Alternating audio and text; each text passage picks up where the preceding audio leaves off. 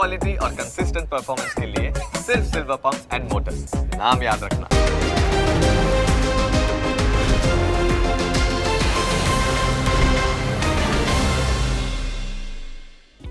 Opening capital presented by Trade Bulls. अब trading सबके बस की बात है। को powered by net protector, protect your digital life.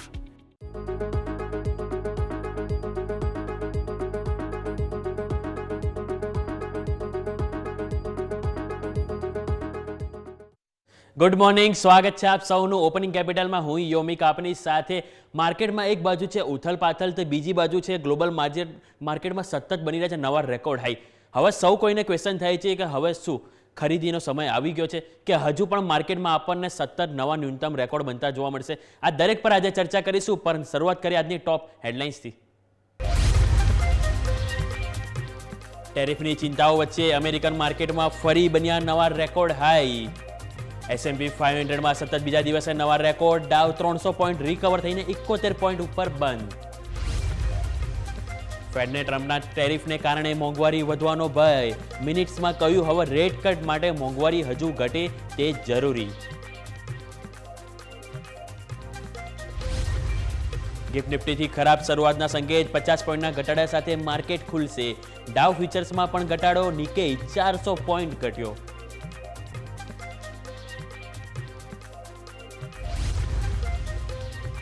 March સિરીઝની શરૂઆતમાં F&Oમાં સામેલ થશે ઈડા એન્ડ ટાટા ટેકનોલોજી। હવે કુલ 6 નવા શેરની થશે એન્ટ્રી।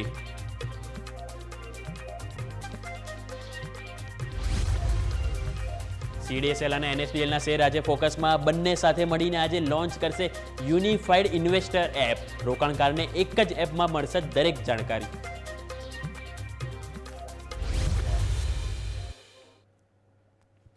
આવો સીધા જઈએ અમારા ઇન્ટરેક્ટિવ વોલ તરફ અને જાણવાનો ટ્રાય કરીએ કે હવે સતત જે નવા સપોર્ટ બની રહ્યા છે એ હવે ક્યાં સુધી આપણને એ માર્કેટમાં એક સપોર્ટ આપશે? કારણ કે જોયું તો આપણે લાસ્ટ વીક સતત વેચવાલી જોવા મળી છે। હવે એ બધા વચ્ચે આપણે એક તરફ આપણે જો ગ્લોબલ માર્કેટમાં નજર કરીએ તો ગ્લોબલ માર્કેટમાં નવા રેકોર્ડ હાઈ બની ગયા છે। જ્યારે આપણે ભારતીય શેર બજારમાં ઓલમોસ્ટ જે હાઈ હતા ઓલ ટાઈમ હાઈ ત્યાંથી આપણે 10 થી 12% કરેક્ટ થઈ ચૂક્યા છે। હવે એક ક્વેશ્ચન એ થાય છે કે એક બાજુ FI તો સતત વેચી રહ્યા છે, બીજી બાજુ છે કે મોંઘવારી ફરીથી ક્યાંક ને ક્યાંક વધવાના સંકેતો જોવા મળી રહ્યા છે કે જે સરકાર તરફથી જે પુશ મળવું જોઈએ એ મળ્યું નહીં।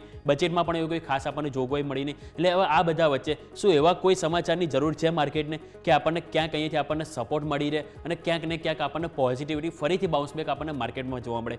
પરંતુ આ બધા વચ્ચે જાણીએ હવે કે ગિફ્ટ નિફ્ટી આપણને શું સંકેત આપી રહ્યા છે। કારણ કે શરૂઆત હવે આપણે ગિફ્ટ નિફ્ટીથી જાણવું જરૂરી છે। તો અત્યારે આપણને 0.24 એટલે કે ઓલમોસ્ટ 60 થી 70 અંકની કમજોરી આપણને અત્યારે ગિફ્ટ નિફ્ટીમાં જોવા મળવાની છે। એટલે કે આજે છે એક બાજુ વીકલી એક્સપાયરી, નેક્સ્ટ વીક આવશે આપણને મંથલી એક્સપાયરીમાં। એટલે કે મંથલી એક્સપાયરીની જે પહેલી એક્સપાયરી આપણને આજે જોવા મળવાની છે। ગઈ આપણે જોયું તો મંગળવારે સેન્સેક્સની એક્સપાયરી હતી કે જ્યારે આપણને ખાસી ઉથલપાથલ જોવા મળી હતી। અને હવે આપણે જો ગિફ્ટ નિફ્ટીની જે સંકેતો બતાવી રહ્યા છે એટલે કે નિફ્ટી આજે ઓપનિંગ તો કમજોરમાં થશે, પરંતુ એ ઓપનિંગ જે કમજોરમાં થશે તે બાદ કયા લેવલ છે જે ખાસ કરીને વોચ કરવા જોઈએ એની પણ જાણીશું। પરંતુ એની પહેલાં હવે ગ્લોબલ બજારથી શું સંકેતો છે એ જાણી લઈએ કે ડાઉ ફ્યુચર્સ આપણને શું સંકેતો આપી રહ્યા છે। ગઈકાલે રેકોર્ડ હાઈમાં બનતો થયા હતા S&P 500, પરંતુ ડાઉ ફ્યુચર્સ જોઈશું તો -0.15%ની એથી આપણને નેગેટિવિટી બતાવી રહી છે। જ્યારે આપણે નેસ્ડેક ફ્યુચર ઉપર નજર કરીશું તો નેસ્ડેક ફ્યુચર્સ ઉપર આપણને એ સંકેતો જોવા મળી રહ્યા છે। તો આપણે નેસ્ડેક ફ્યુચર્સ તો પણ એરો આપણે બતાવીશું। તો નેસ્ડેક ફ્યુચર્સમાં નજર કરશો -0.30%, એટલે કે ત્યાં IT સ્ટોકમાં હજુ પણ આપણને અહીંથી ક્યાંક ને ક્યાંક દબાણ જોવા મળી રહી છે। ગઈકાલે આપણે જોયું તો આપણા પણ IT સ્ટોક છે ક્યાંક ને ક્યાંક આપણને અહીંથી કમજોર જોવા મળી હતા। હવે આજે પણ સ્વાભાવિક છે કે આ નેસ્ડેક ફ્યુચરના સંકેતોથી ક્યાંક ને ક્યાંક નિરાશ આપણને જોવા મળી શકે।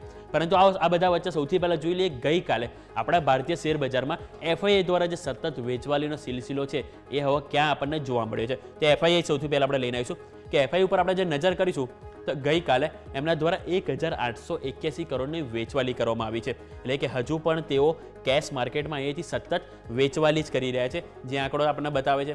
બીજી બાજુ આપણે જોઈશું તો DI ઓલવેઝ એની સાથે આપણને રેસ બતાવે છે કે તમે વેચશો તો અમે ખરીદીશું। તે જ વસ્તુ આપણને DI દ્વારા ખરીદી જોવા મળી છે। નિયર ટુ 2000 કરોડ આપણને અહીંયાથી સારી એવી ખરીદારી એમના દ્વારા જોવા મળી છે। હવે નજર કરીશું કે ઇન્ડેક્સ ફ્યુચર્સ આપણને શું કહી રહ્યા છે। તો FII દ્વારા આપણે ઇન્ડેક્સ ફ્યુચરમાં નજર કરીશું તો ઇન્ડેક્સ ફ્યુચરમાં આપણને અહીંયાથી 183 કરોડની એમની દ્વારા ખરીદારી કરવામાં આવી છે। હવે જો આપણે એક ઇન્ડેક્સ વાઇઝ આપણે નજર કરીશું તેમાં સૌથી પહેલાં નિફ્ટી, તો નિફ્ટીમાં 405 કરોડનું, એટલે કે ઓલરેડી હવે આપણે આ જે એક્સપાયરી છે એક્સપાયરીની પહેલાં તેઓ ઇન્ડેક્સ શોર્ટ કરીને ગયા છે. અહીંયા તમે આગળ જોઈ રહ્યા છો તો 405 કરોડનું તેઓ અહીંયાથી ઇન્ડેક્સ ફ્યુચર વેચીને ગયા છે નિફ્ટીમાં. હવે સામે બેંક નિફ્ટીમાં નજર કરીશું તો 354 કરોડની ખરીદારી એટલે કે તેઓ અહીંથી લોંગ કર્યા છે. અને ગઈકાલે પણ આપણે જોયું તો એ જ કારણથી 400 પોઈન્ટ ઉપર આપણને બેંક નિફ્ટીમાં આંકડો જોવા મળ્યો હતો કે જ્યારે નિફ્ટી આપણને માઇનસમાં બંધ થયું હતું ત્યારે બેંક નિફ્ટી આપણને 1% પોઝિટિવ આપણને સારી એવી આપણને મજબૂતી સાથે ક્લોઝિંગ જોવા મળ્યું હતું. સામે ફાઇનાન્શિયલ સર્વિસ જોઈશું તેમાં પણ આપણને 7 કરોડ એટલે કે ઓલમોસ્ટ ફ્લેટ આંકડો જોવા મળ્યો છે. મિડ કેપ તો મિડ કેપ આપણે 246 કરોડની ખરીદારી આપણને મિડ કેપમાં જોવા મળી છે. અને ગઈકાલે આપણે જોયું તો મિડ કેપ અને સ્મોલ કેપ કે જેમાં સારી એવી ખરીદારી આપણને જોવા મળી હતી. હવે નિફ્ટી નેક્સ્ટ 50માં જોઈશું તેમાં પણ ઓલમોસ્ટ આપણને ફ્લેટ છે. પરંતુ ઓવરઓલ આપણે ઇન્ડેક્સ નજર કરીશું તો ઇન્ડેક્સ અહીંયાથી આપણને લોંગ જોવા મળ્યો છે આંકડો 183 કરોડ. ખાલી નિફ્ટી સિવાય તેઓ બેંક નિફ્ટી ઉપર અહીંયાથી ભારણ આપી રહ્યા છે એ આપણને ડેટા કહી રહ્યા છે. અને એ જ આપણને ગઈકાલના કારોબારમાં આપણને મુવમેન્ટ પણ જોવા મળી હતી. આ વાતથી આપણે ઇન્ડેક્સ ફ્યુચર્સની હવે આવો નજર કરીએ કે ઓપ્શન ફ્યુચર્સ આપણને અહીંયાથી શું કહી રહ્યા છે. તો ઓપ્શન ફ્યુચરમાં આપણે નજર કરીશું તો એમના દ્વારા કુલ આંકડો 1924 કરોડની અહીંયાથી એમના દ્વારા ખરીદારી કરવામાં આવી છે. એટલે કે ઓપ્શનમાં તેઓ અહીંયાથી પોઝિટિવ છે. હવે એમાં જો નિફ્ટીમાં નજર કરીશું તો નિફ્ટીમાં તેઓ પોઝિટિવ 2101 કરોડ એટલે જોયું તો આપણે ઇન્ડેક્સ ફ્યુચર્સ શોર્ટ પરંતુ ઓપ્શનમાં તેઓ પોઝિટિવ છે એટલે કે ઓપ્શનમાં તેઓ કોલ ખરીદીને ગયા છે જે સારી વસ્તુ છે. ભલે જો ઇન્ડેક્સ ફ્યુચર અને ઓપ્શન બંને જો નેગેટિવ હોત તો હજી આજે ચિંતાનો વિષય હોત અને આપણને ક્યાંક ને ક્યાંક એક્સપાયરીમાં આજે મોટી એવી આજે નેગેટિવ અસર જોવા મળી શકે. પરંતુ અત્યારે તેઓ લોંગ કરીને ગયા છે. હવે ગિફ્ટ નિફ્ટી છે કે જે કમજોર ઓપનિંગના આંકડા બતાવે છે પરંતુ એ ઓપ્શન એમના દ્વારા પોઝિટિવ છે અને આંકડો સારો એવો મોટું જોવા મળે છે. આ તમે જોઈ રહ્યા છો કે રેન્જ સારી એવી ખરીદારી એમના દ્વારા ઓપ્શનમાં કરી દેવામાં આવી છે. હવે નજર કરીશું કે હવે બેંક નિફ્ટીમાં 788 કરોડ કે જ્યાં તેઓ લોંગ છે ઇન્ડેક્સ ફ્યુચર્સમાં પરંતુ ઇન્ડેક્સ ઓપ્શનમાં નજર કરીશું તો એમના દ્વારા બેંક નિફ્ટીમાં અહીંથી શોર્ટ કરવામાં આવે છે.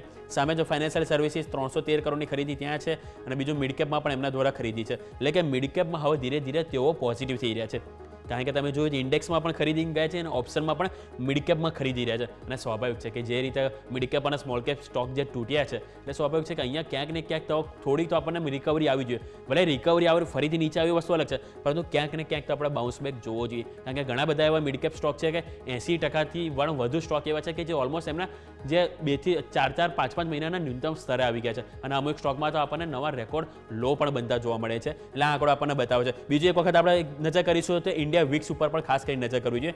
સોમવાર મંગળવાર 2 દિવસ આપણને આંકડો 16ની ઉપર જોવા મળ્યો હતો પરંતુ આ આપણે વોલેટિલિટી ઘટી રહી છે જે ઓલમોસ્ટ 15ની નજીક આવી ગઈ છે 16થી ઘટીને. એટલે અહીંયા પણ આપણને બતાવે છે કે માર્કેટમાં થોડીક વોલેટિલિટી ઘટી શકે છે પરંતુ હા થોડીક વધારે નહીં. એટલે હજુ કારણ કે આજે એક્સપાયરી છે એટલે સ્વાભાવિક છે કે આજે આપણને ક્યાંક ને ક્યાંક ઉથલ પાથલ તો જોવા મળશે અને બંને તરફના આપણને સ્વિંગ જે છેલ્લા 1-2 અઠવાડિયાથી જોવા મળ્યા છે તો સ્વાભાવિક છે કે એક્સપાયરીના દિવસો પણ આપણને આ જ સ્વિંગ જોવા મળી શકે છે. આ વાતથી આપણે એફઆઈઆઈને આંકડાની આપણે નિફ્ટી અને બેંક નિફ્ટીની જાણીશું પરંતુ એની પહેલાં એક નાનકડો વિરામ લઈ લઈએ જે બાદ જાણીએ કે નિફ્ટીમાં કયા સપોર્ટ અને રેઝિસ્ટન્સ આજના દિવસે કામ કરશે. એક બ્રેક બાદ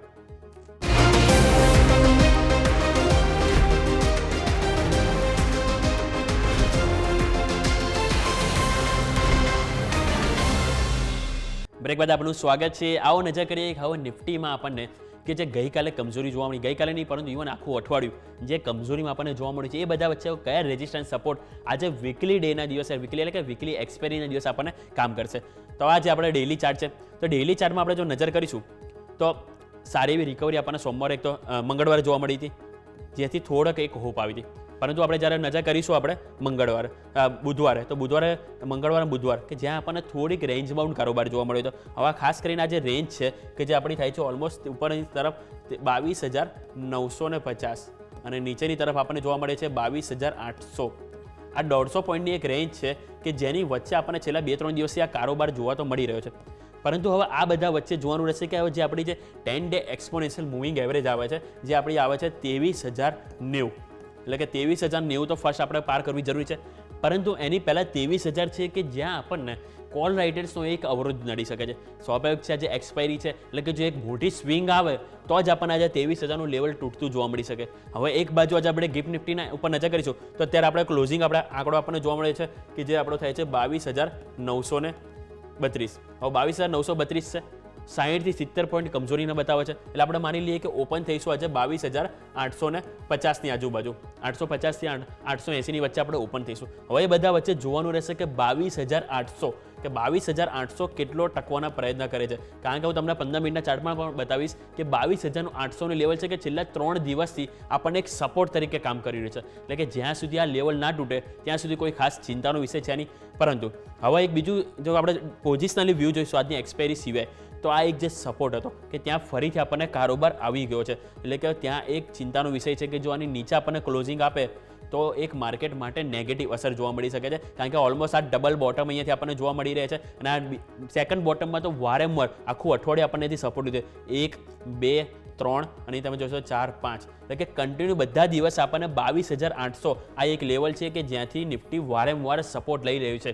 એટલે કે જો આજના દિવસે એક્સપાયરીમાં જો મોટી કોઈ સ્વિંગ આવી અને જો 22,800 કોઈ પણ કારણસર બ્રેક કર્યું અને 15 મિનિટમાં સસ્ટેન થયું તો સ્વાભાવિક છે નીચે બીજી 100 થી 150 પોઈન્ટની કમજોરી જોવા મળી શકે.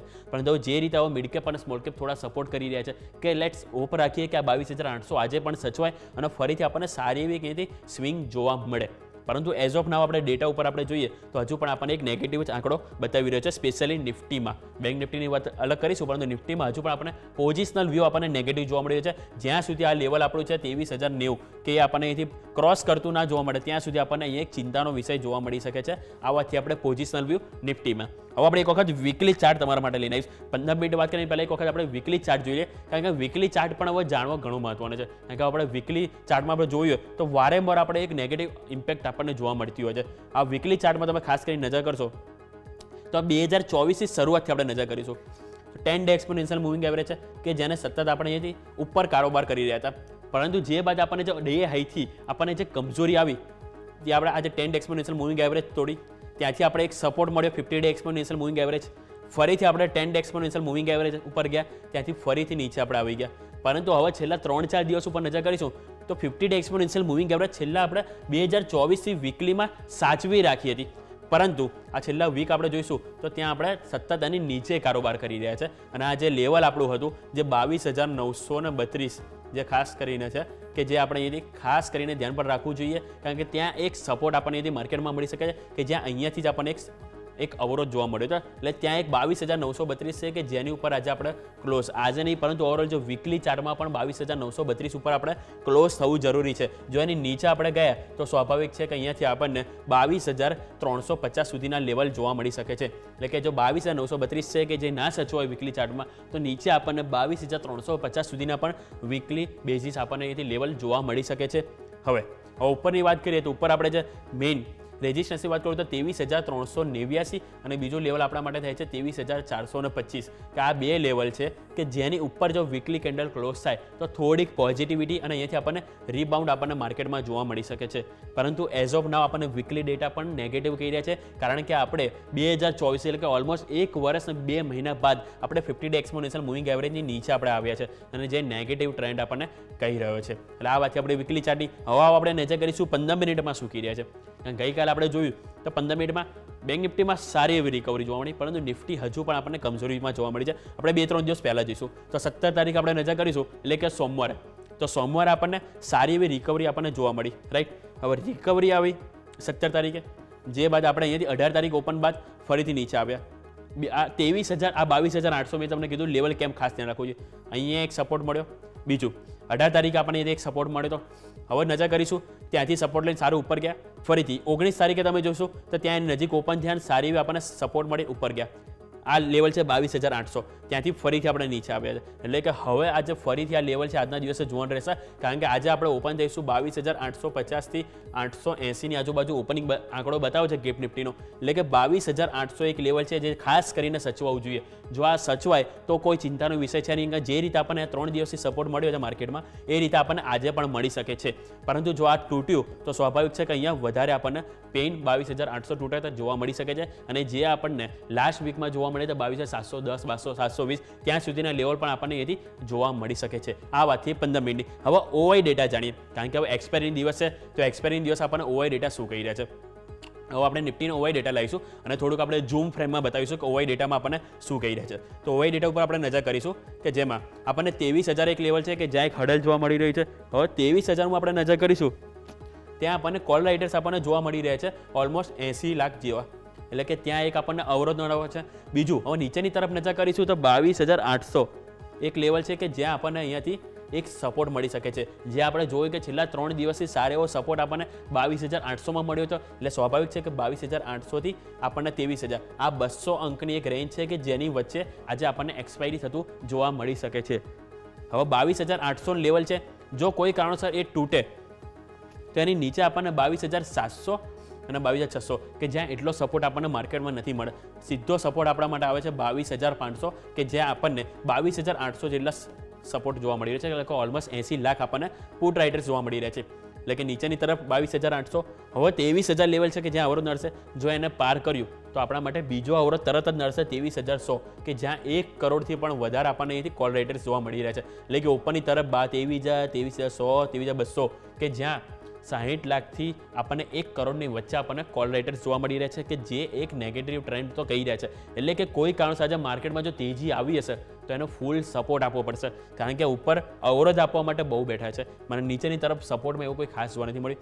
પરંતુ ખાસ કરીને જેમ વાત કરી 22,800 અને 23,000 જેને આપણે ખાસ કરીને ધ્યાન રાખીશું. હવે આવો નજર કરીએ નિફ્ટીના ઓઆઈ ચેન્જ આપણને શું કહી રહ્યા છે. નિફ્ટીના ઓઆઈ ચેન્જ આપણે નજર કરીશું તો ગઈકાલે ઓઆઈ ચેન્જમાં આપણે નજર કરીએ તો ગઈકાલે ઓઆઈ ચેન્જમાં તમે જોઈ રહ્યા છો 22,700 કે જે અહીંયાથી એક સપોર્ટ નીકળી ગયો છે જે નેગેટિવ ટ્રેન્ડ છે.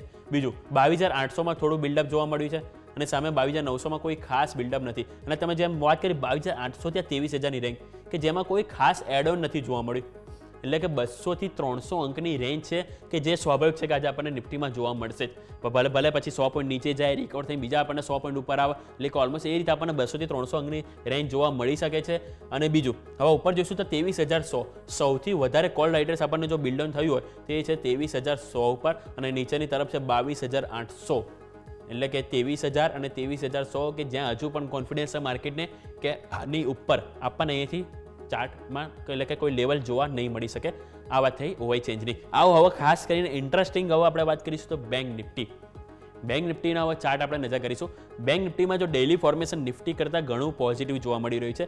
હવે કેમ તેની પહેલાં વાત કરવા માંગીશ તો આજે લેવલ છે 48,750 કે ત્યાંથી આપણને સતત 3 થી 4 વખત સારો એવો સપોર્ટ મળ્યો છે. 1, 2, 3 ત્યાંથી સારો એવો સપોર્ટ મળ્યો છે. હવે બીજી વસ્તુ સારી વસ્તુ જો મને ગમી હોય તે વસ્તુ છે કે ઇનસાઇડ બાર પેટર્ન ઓલમોસ્ટ આપણને અહીંથી બનતી જોવા મળી છે અને એનું ગઈકાલે આપણને બ્રેકઆઉટ પણ આવ્યું છે. એટલે એ પ્રમાણે જો આપણે રેન્જ જોવા જઈએ તો ઓલમોસ્ટ આપણા માટે લેવલ થાય છે 50,000 કે એક વખત કે 50,000 સુધીનું પણ લેવલ જો આજે આપણને જોવા મળી શકે.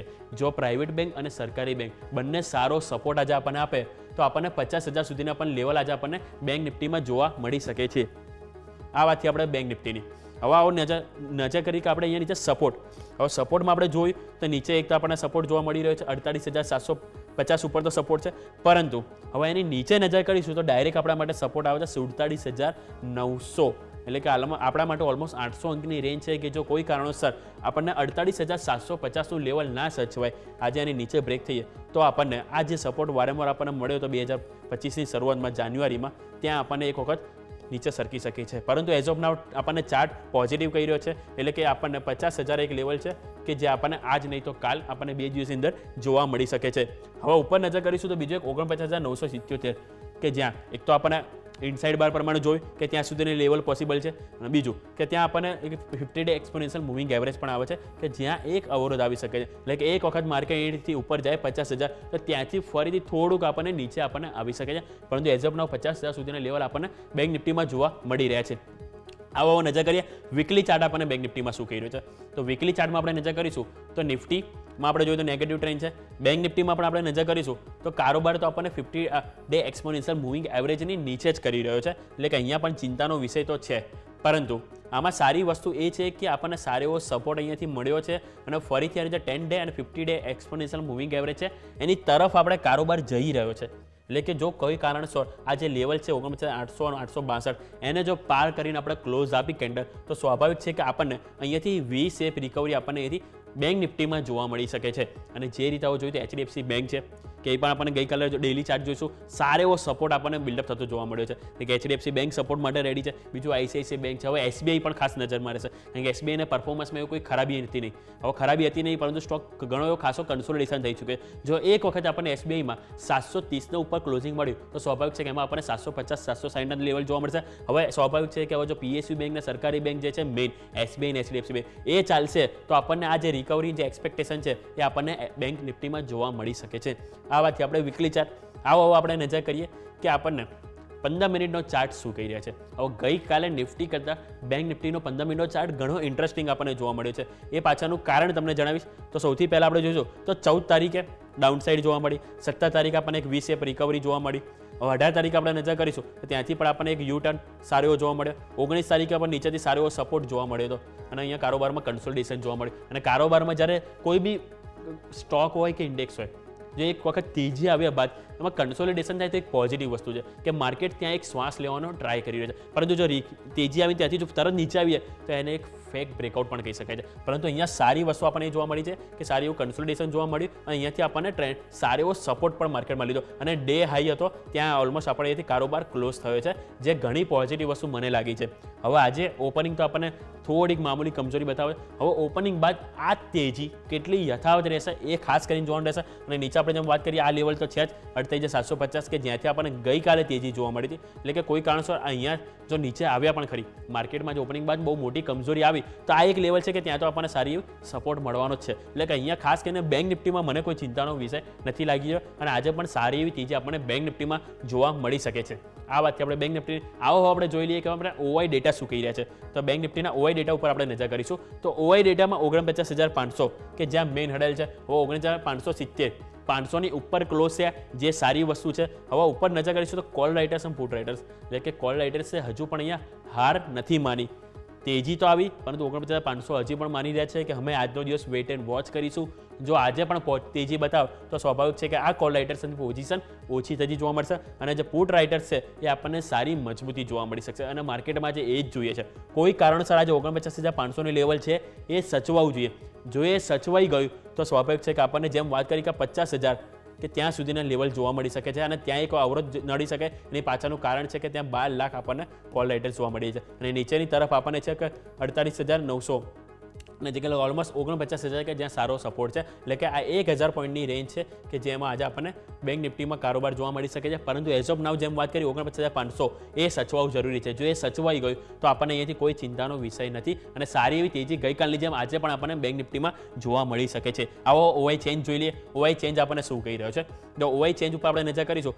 જો નિફ્ટીમાં જોયું તો પુટ રાઇટર્સે કોન્ફિડન્સ ખોયો હતો પરંતુ આપણને બેંક નિફ્ટીમાં કોલ રાઇટર્સે કોન્ફિડન્સ ખોયો છે. જ્યારે કોલ રાઇટર્સ કોન્ફિડન્સ ખોય એ માર્કેટ માટે સારી વસ્તુ કહેવાતી હોય છે કારણ કે તમે નજર કરશો તો 48,900 49,000થી લઈને 49,500 સુધી દરેક કોલ રાઇટર્સ અહીંયાથી કોન્ફિડન્સ ખોઈ ચૂક્યા છે અને તેઓએ પોઝિશન એમને અહીંયાથી સ્ક્વેર ઓફ કહી ચૂક્યા છે. એટલે જે માર્કેટ માટે સારી વસ્તુ છે. અને બીજું 49,000 ઉપર સારું બિલ્ડ થવા જોવા મળ્યું છે, 49,500 ઉપર એડ ઓન થયું છે અને અહીંયા પણ નજર કરીશું તો 50,000 ઉપર કોલ રાઇટર્સ ઘટી ગયા છે કે જ્યારે જોતા હોય કે જે સ્ટ્રાઇક પ્રાઇસ હોય સ્ટ્રાઇક પ્રાઇસ એની ઉપર જે માર્કેટ બંધ થયું હોય એની આગળના જે કોલ રાઇટર્સ છે એ લોકોએ પોઝિશન ખોઈ ચૂક્યા છે.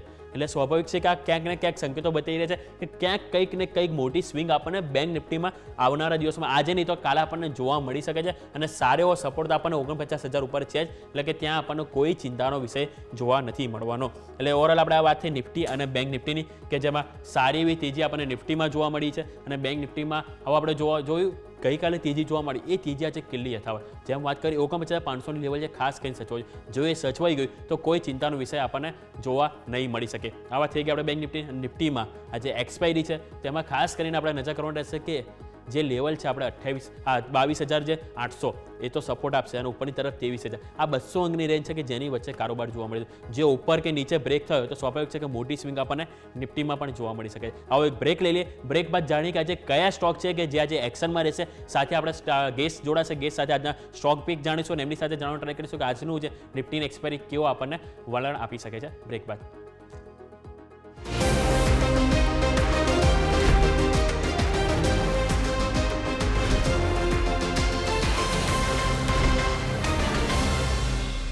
બ્રેક બાદ આપનું સ્વાગત છે. આવો નજર કરીએ કે હવે આજે કયા સ્ટોક છે કે જેની ઉપર તમારે ખાસ કરીને ફોકસ હોવું જોઈએ, કારણ કે આ દરેક સ્ટોક છે કે જેમાં આજે આપણને મોટી ઉથલપાથલ જોવા મળશે. તો સૌથી પહેલાં આપણે નજર કરીશું તે હું સ્ટોક તમારા માટે લઈને આવ્યો છે મહિન્દ્રા એન્ડ મહિન્દ્રા. હવે આ સ્ટોકમાં ખાસા દિવસથી આપણે જોયું તો જે પરિણામ બાદ ખાસી એવું કરેક્શન જોવા મળ્યું છે, પરંતુ સમાચાર છે કે યુએસની કંપની છે જે અંડુરિલ આઈએનટી એની સાથે તેઓ અહીંથી કરાર કર્યા છે. હવે જે કંપની છે નામ થોડું અટપટું છે, પરંતુ જેની સાથે જો વાત કરું તો એમણે મેરીટાઈમ સિસ્ટમ, CUAS ટેક અને C2 સોફ્ટવેર માટે અહીંથી કંપનીએ કરાર કર્યા છે. અને બીજું કરાર દ્વારા એમની જે સમુદ્રી સુરક્ષા, નેશનલ જે સિક્યોરિટી છે એને વધારવા માટે અહીંથી ખાસ કરીને તેઓ સમુદ્રી સુરક્ષા અને મેરીટાઈમ ક્ષમતાને વધારવા માટે તેઓ અહીંથી અહીંયા કરાર કરવામાં આવે છે. એટલે ખાસ કરીને આજે રડાયા પર રહેશે. નેક્સ્ટ સ્ટોક વાત કરવા માંગીશ તો એ છે ભારત ફોર્સ.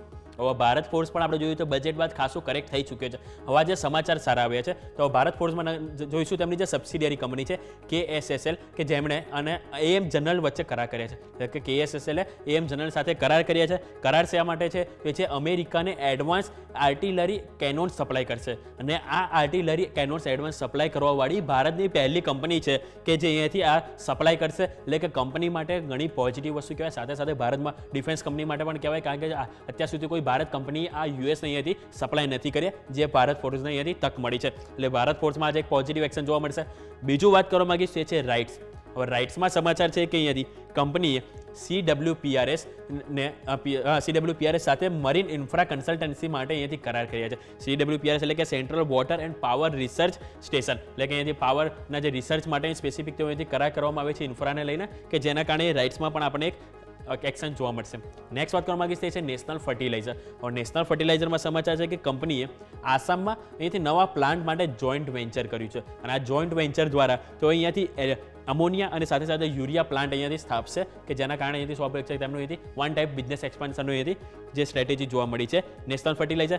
નેક્સ્ટ વાત કરવા માંગીશ તો તમારા રડા પર હોવું છે ઇરડા અને ટાટા ટેકનોલોજીસ, કારણ કે માર્ચ સિરીઝના જે F&O સેગમેન્ટમાં અહીંથી બંનેની એન્ટ્રી થઈ છે. એટલે સ્વાભાવિક છે કે જ્યારે બી F&O સેગમેન્ટમાં કોઈની એન્ટ્રી કે એક્ઝિટ થતું હોય એટલે આપણને શોર્ટ ટર્મ તો કંઈક ને કંઈક મૂવ જોવા મળતી હોય છે. અને ઇરડા સ્ટોક છે કે જે ખાસો કરેક્ટ થઈ ચૂક્યો છે. હવે જોવાનું રહેશે કે આ સમાચારથી એની કેટલી ઇમ્પેક્ટ જોવા મળી શકે છે, પરંતુ આજના દિવસે રડા પર રહેશે. નેક્સ્ટ વાત કરવા માંગીશ તો છે ટોરેન્ટ પાવર. ટોરેન્ટ પાવરમાં સમાચાર આપણને આવ્યા છે કે અહીંયાથી એમની સબસિડિયરી કંપની છે ટોરેન્ટ ગ્રીન એનર્જી, તેઓ બીજી નવી સબસિડિયરી કંપની અહીંયાથી રચના કરવા જઈ રહ્યા છે ઉર્જા 30 કરીને, કે જેના કારણે અહીંયા આજે આપણને એક એક્શન જોવા મળશે. બીજું વાત કરવા માંગીએ તો DLF. DLFમાં સમાચાર છે એમની ટોટલ 4 સબસિડિયરીના ડીમર્જર અને 3 SEZના અહીંયાથી ડીમર્જરને NCLTની મંજૂરી મળી ગઈ છે. એટલે આ જે 4 સબસિડિયરી કંપની છે એ એક સાથે મળીને અહીંયાથી કામ કરતું જોવા મળશે. એટલે આ વાતથી આપણે અહીંયાથી DLFની.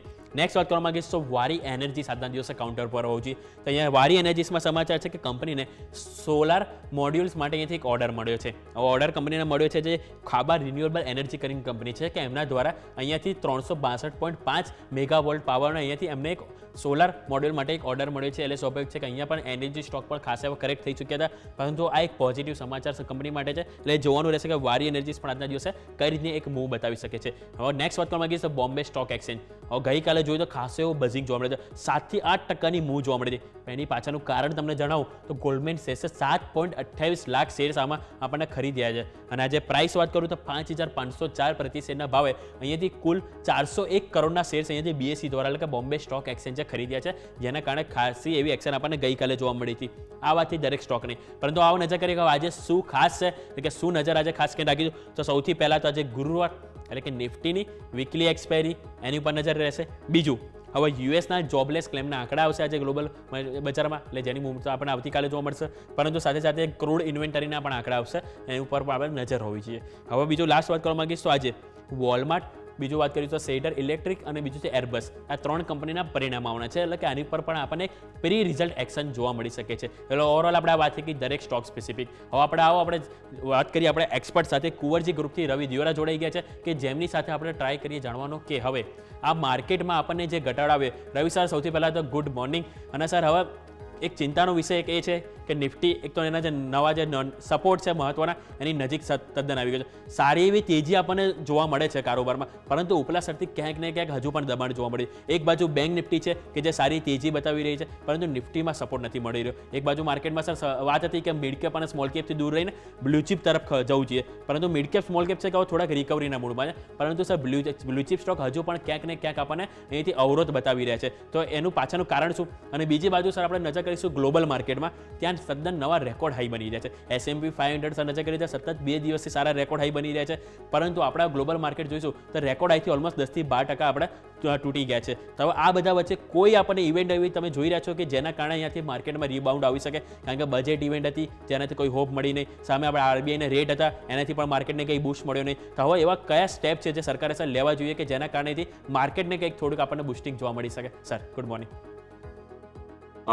Good morning. ડેફિનેટલી જે સંકેતો છે ગ્લોબલી આપણા માટે ખરાબ છે. ડોમેસ્ટિક સેન્ટિમેન્ટમાં આટલો ખાસ ચેન્જ નથી.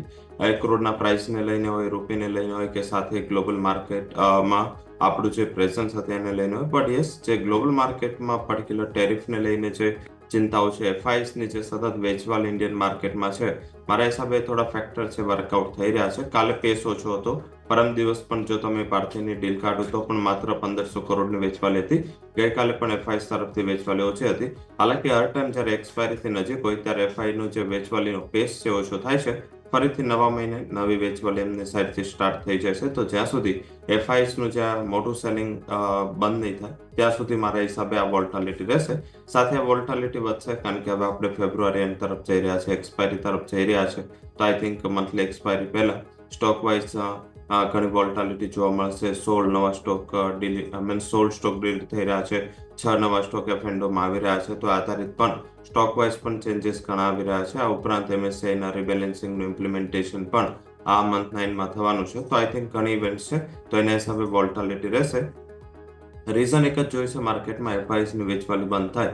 ડોમેસ્ટિક જે ઇન્સ્ટિટ્યુશન્સ છે એ પૈસે ટકે ઘણા અત્યારે આનંદમાં છે, સાથે SIPના ફ્લો પણ કન્ટિન્યુઅસ આવી રહ્યા છે. તો આઈ થિંક અહીંયા ડોમેસ્ટિક લિક્વિડિટી વાઇઝ કોઈ ઇશ્યુ નથી.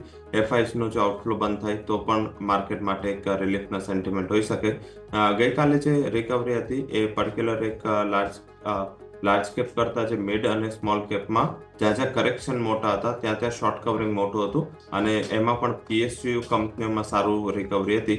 એટલે આપણને અક્રોસ ધ બોર્ડ જે એડવાન્સ ડિક્લાઇન જે રેશિયો છે પણ ઘણો સ્ટ્રોંગ દેખાયો. આજનો દિવસ ફરીથી ઇમ્પોર્ટન્ટ રહેશે કારણ કે ગઈકાલે T-5 ડે હતું. કારણ કે જ્યારે FIs છે એ પોતાની પોઝિશન જે સ્ટોક વાઇઝની જે એડજસ્ટ કરતા હોય છે એ 5 દિવસ પહેલા જ્યારે ઓપ્શનમાં ઇન્ક્રીમેન્ટલ માર્જિન ચાલુ થાય એ પહેલાના દિવસે જે લોકો કવર કરી લેતા હોય છે. તો ગઈકાલે એ પણ હતું કારણ કે આપણે નેક્સ્ટ બુધવારે માર્કેટ બંધ છે તો T-5 ડે કાલે હતો. હવે જો આજે ગઈકાલની તેજી ટકી રહે તો મારા હિસાબે થોડું તમને રિલીફ મળે.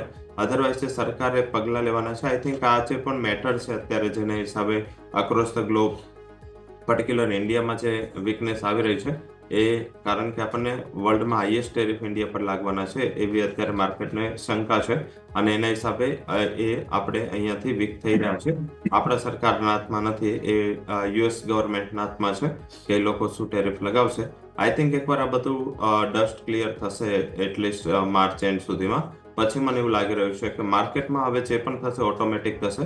કારણ કે ના તો ફાઇનાન્સ મિનિસ્ટ્રી સાઈડથી ના તો સેબી સાઈડથી એવા કોઈ મેજર કમેન્ટ આવી રહ્યા છે કે જેનો સેન્ટિમેન્ટ સપોર્ટ પણ માર્કેટ લે. તો આઈ થિંક માર્કેટમાં ઇન્વેસ્ટર છે કે ટ્રેડર્સ છે એ લોકો અત્યારે એવું છે કે એક મધદરિયે છે અને કિનારો હજી કોઈને ખ્યાલ નથી. તો જ્યાં સુધી કિનારો નહીં દેખાય ત્યાં સુધી એમને જોશ નહીં આવે ને ત્યાં સુધી એક મોટી તેજી જે આપણે આગળ જોતા હતા એ આવી થોડી મુશ્કેલ લાગી રહી છે. સ્ટોક સ્પેસિફિક કદાચ રિકવરી મળી શકે થોડી, જ્યાં કરેક્શન વધારે છે, પણ બ્રોડ બેઝ રિકવરી કે અક્રોસ ધ બોર્ડ રિકવરી માટે મારા હિસાબે એકવાર તમને માર્ચ એન્ડ સુધીમાં આ ડસ્ટ સેટલ થઈ જશે.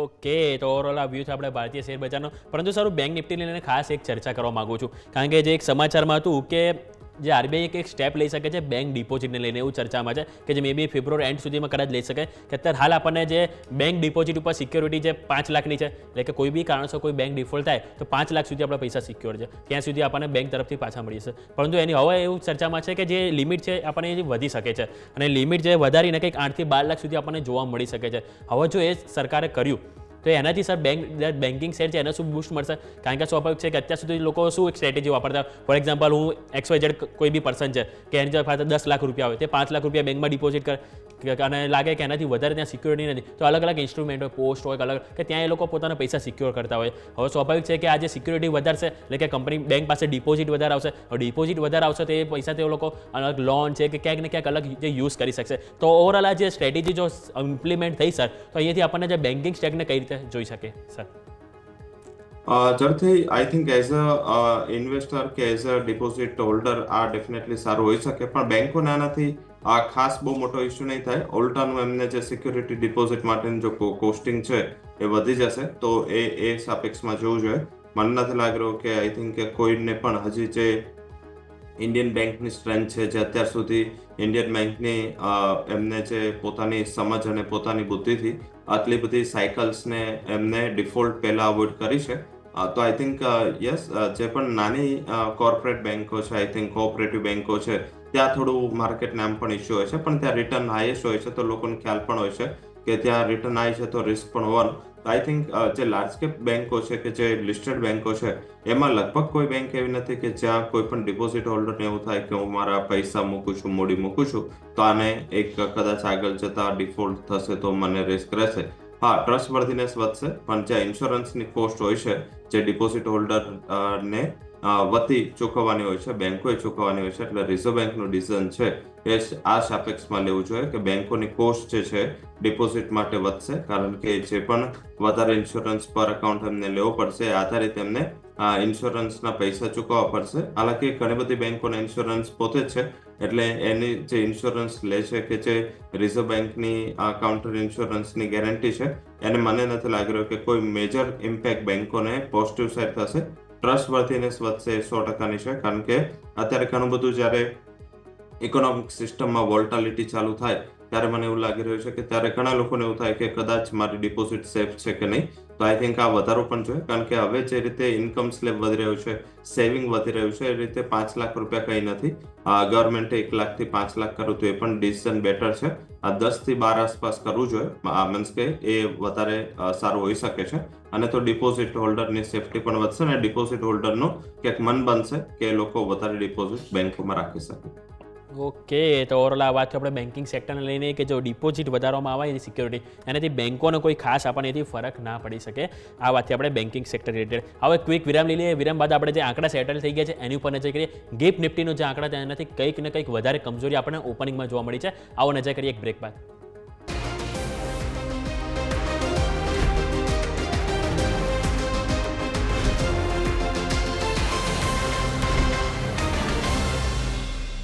બ્રેક બાદ આપનું સ્વાગત છે. આવો નજર કરીએ હવે આપણને જે ભારતીય આંકડા જે ઓપન થતા જોવા મળે છે શેરબજારના.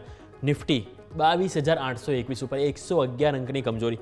ગેપ નિફ્ટીની કમજોરી બતાવી છે 60 થી 70 અંકની, એટલે કે એનાથી 50 પોઈન્ટ નીચે આપણે વધારે એથી કમજોર ઓપનિંગ થઈ છે. બેંક નિફ્ટી 250 પોઈન્ટ, એટલે ત્યાં પણ 0.5% આપણને કમજોરીમાં ઓપનિંગ જોવા મળી છે. હવે નિફ્ટીમાં આપણે વાત કરી હતી કે 22,800 આ એક લેવલ છે કે જે આજે સચવાવું ખાસું જરૂરી છે. હવે ઓપનિંગ બાદ જોવાનું રહેશે કે આ 22,800 કેટલું આપણને સસ્ટેન થાય છે. સામે મિડ કેપ અને સ્મોલ કેપ સારી એવી આપણને તેજી ગઈકાલે જોવા મળી હતી. આજે આપણને એટલી કમજોરી ઓપનિંગ ફેરી નથી જોવા મળી. 5% આપણને કમજોરી મિડ કેપ અને સ્મોલ કેપમાં જોવા મળી છે. હવે સેક્ટરમાં નજર કરીશું તો આજે સૌથી વધારે જો આપણને કમજોરી જોવા મળે તે છે નિફ્ટી આઈડી, 0.5% કમજોરી જોવા મળી છે.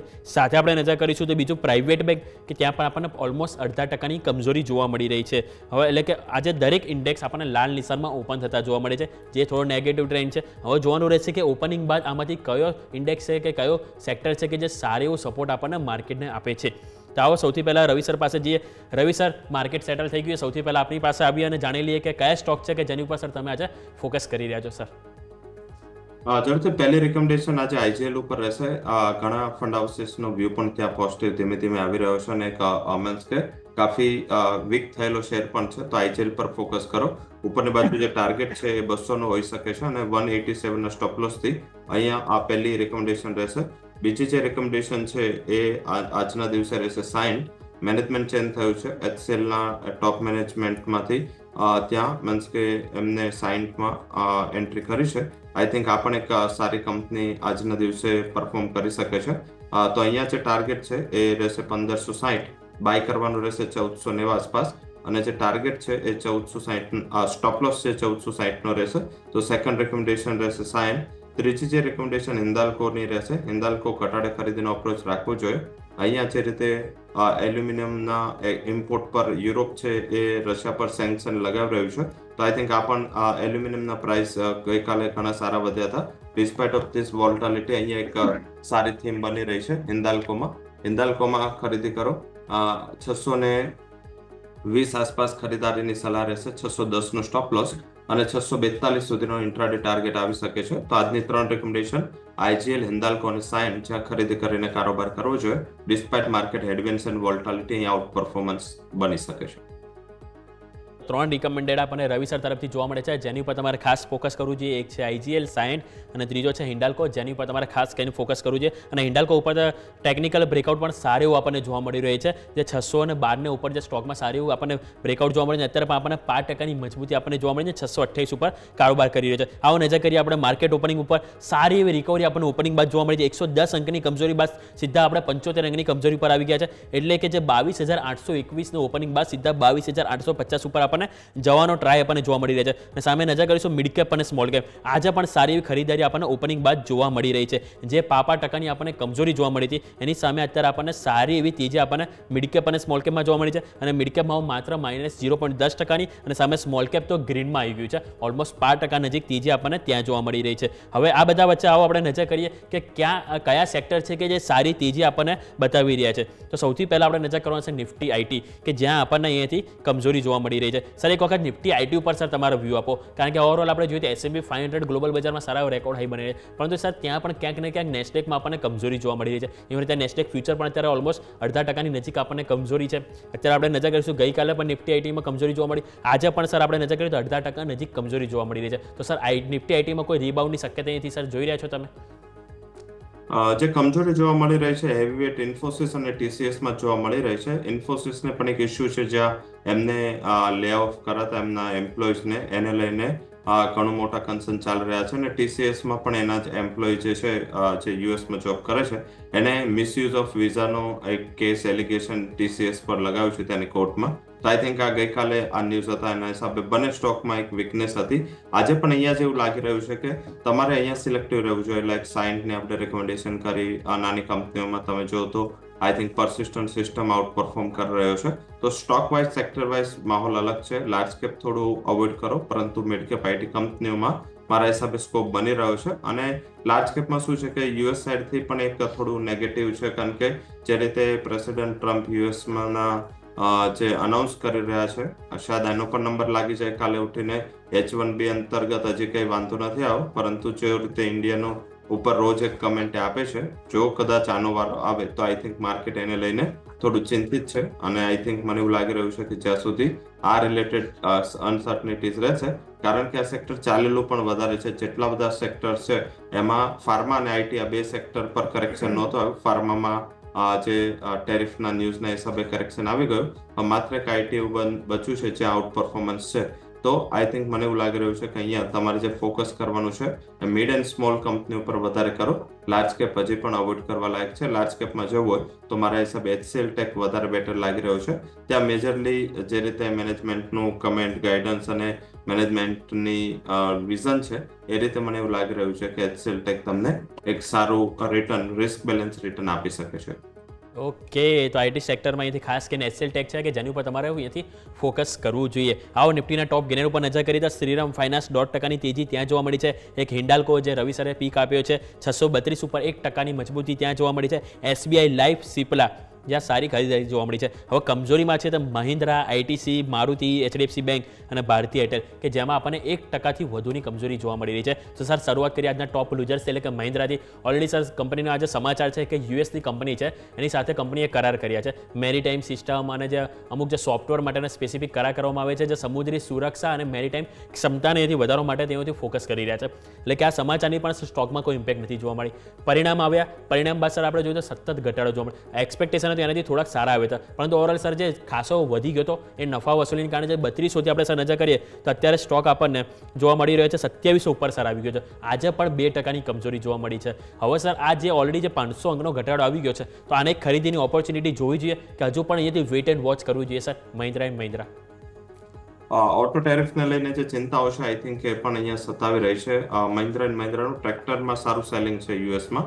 હાલાકી એની કંપનીઓના પ્રમાણમાં માર્કેટ શેર બહુ ઓછો છે, પરંતુ આ એક થોડું કન્સર્ન છે. સાથે જો ટેસ્લા ઇન્ડિયામાં, હવે તો મુંબઈ દિલ્હીની વાત થઈ ચૂકી છે, તો આઈ થિંક જો ટેસ્લા 21 લાખનું મોડલ જે વાત થઈ રહી છે કે 21 લાખની આના આસપાસનું મોડલ લાવશે, તો ઇન્ડિયન ઓટો કંપનીઓ માટે આઈ થિંક આ નેગેટિવ સાબિત થશે, કારણ કે આ બધી કંપનીઓ અત્યારે મેજરલી જે ઈવી ફોકસ છે એ હમણાં તો ચાલુ કર્યું છે, અને ચાલુ થતા જ આઈ થિંક કે જો ટેસ્લાની એન્ટ્રી થાય છે પ્લસ યુએસના ટેરિફની પણ જો ચિંતા હોય તો મારા હિસાબે અત્યારે એને થોડો અવોઇડ કરવા લાયક છે. થોડું આઈ થિંક મને એવું લાગી રહ્યું છે કે આમ પણ આઉટ પરફોર્મન્સ છે, હાલાકી આખા ઓટો સેક્ટરનો આઉટ પરફોર્મન્સ છે, પણ જો ઇમ્પોર્ટન્ટ સપોર્ટ એનો છે 2660. જો 2660 બ્રેક થશે તો તમને એટલીસ્ટ 2540-2550 સુધીના લેવલ નીચે લેવા માટે મળી જશે. તો આઈ થિંક મને એવું લાગી રહ્યું છે કે ક્લિયર કટ અહીંયા થોડી વીકનેસ છે, અને આ વીકનેસ હજી ઓર આગળ વધી શકે છે. ઓકે, તો હજુ પણ વીકનેસ અહીંયાથી આગળ જોવા મળી શકે છે, કારણ કે જે ગ્લોબલ ચિંતા છે ખાસ કરીને આપણને ઓટો સેક્ટર ઉપર જોવા મળી રહી છે. અને ગઈકાલે પણ આપણે સમાચાર હતા, સરે જેમ કીધું કે ટેરિફ વોર, કે ઓટો ઇન્ડસ્ટ્રી, ફાર્મા અને જે ચીપ મેન્યુફેક્ચરિંગ કે જેની ઉપર 25% સુધીનો ટેરિફ આપણને લાગતો જોવા મળશે, જેના કારણે આપણે ઓટો, ફાર્મા દરેક સેક્ટરમાં આપણને એની વેચવાલી જોવા મળી છે. હવે નજર કરીએ તો મિડ કેપ અને સ્મોલ કેપ ઓપનિંગમાં સારી એવી રિકવરી જોવા મળી, પરંતુ હવે અહીંયા પણ એક દબાણ જોવા મળ્યું છે. મિડ કેપ જે પોઝિટિવ થઈ રહ્યા છે એ ફરીથી 0.5% કમજોરીમાં જઈ રહ્યા છે, અને સ્મોલ કેપમાં પણ આપણને 5%થી વધુની કમજોરી જોવા મળી રહી છે. સામે સેક્ટરમાં નજર કરીશું તો નિફ્ટી મેટલ જે 5%ની મજબૂતી ત્યાં જોવા મળી રહી છે, અને સામે છે કોમોડિટીઝ અને ઓઇલ એન્ડ ગેસ, કે જ્યાં થોડુંક આપણને ગ્રીન આંકડામાં ફ્લેટ ટુ પોઝિટિવ કારોબાર જોવા મળી રહ્યો છે. સર નજર કરીએ ભારત ફોર્જ ઉપર. ભારત ફોર્સમાં પણ સર આપણે જોયું તો ડિફેન્સ સ્ટોક ખાસ એવો આપણને કરેક્ટ થઈ ચૂક્યા છે બ્રેક બાદ, પરંતુ સર એક નાનકડો વિરામ લઈ લો, જે બાદ સર આપણે આની પાસે આવું અને આપણે ભારત ફોર્સ ઉપર સર એક ચર્ચા કરીએ એક નાનકડા વિરામ બાદ.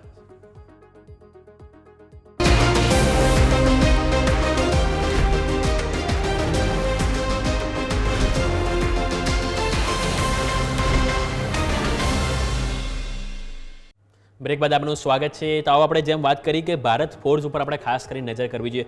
સર ભારત ફોર્સ ઉપર નજર કરો, આજે ઓપનિંગ બાદ થોડીક તેજી જોવા મળી 1%, પરંતુ ફરીથી આપણને દબાણ જોવા મળ્યું, 1070 ઉપર કારોબાર આવી ગયો. હવે સર સમાચાર તો ઓલરેડી આપણને પોઝિટિવ જોવા મળે છે કે યુએસમાં અત્યાર સુધી કોઈએ આ વસ્તુ અત્યાર સુધી સપ્લાય નથી કર્યું, કે જે એમની જે સબસિડિયરી કંપની છે એમને AM જનરલ સાથે કરાર કર્યા છે, અને જે એડવાન્સ આર્ટિલરી કેનોન્સ આવે છે એને સપ્લાય કરશે સૌથી પહેલી વખત. ભારતની પહેલી કંપની છે જેને સપ્લાય કરશે. આ સમાચારની પણ સર ઇમ્પેક્ટ નથી જોવા મળી. હવે સર ભારત ફોર્સ અને સાથે સાથે ડિફેન્સ સેક્ટર પણ એક જણાવો, કારણ કે સર જે ઓલરેડી બજેટ બાદ ખાસ એવું કરેક્શન આવી ગયું છે, અમુક સ્ટોક શેર 25-30% સુધીના કરેક્ટ થઈ ચૂક્યા છે, તો હજુ પણ સર આ કન્સોલિડેશન જોવા મળી શકે કરેક્શનનું, કે હવે અહીંયાથી ક્યાંક ને ક્યાંક આપણે થોડું એડ ઓન ટુકડે સર કરવું જોઈએ સર?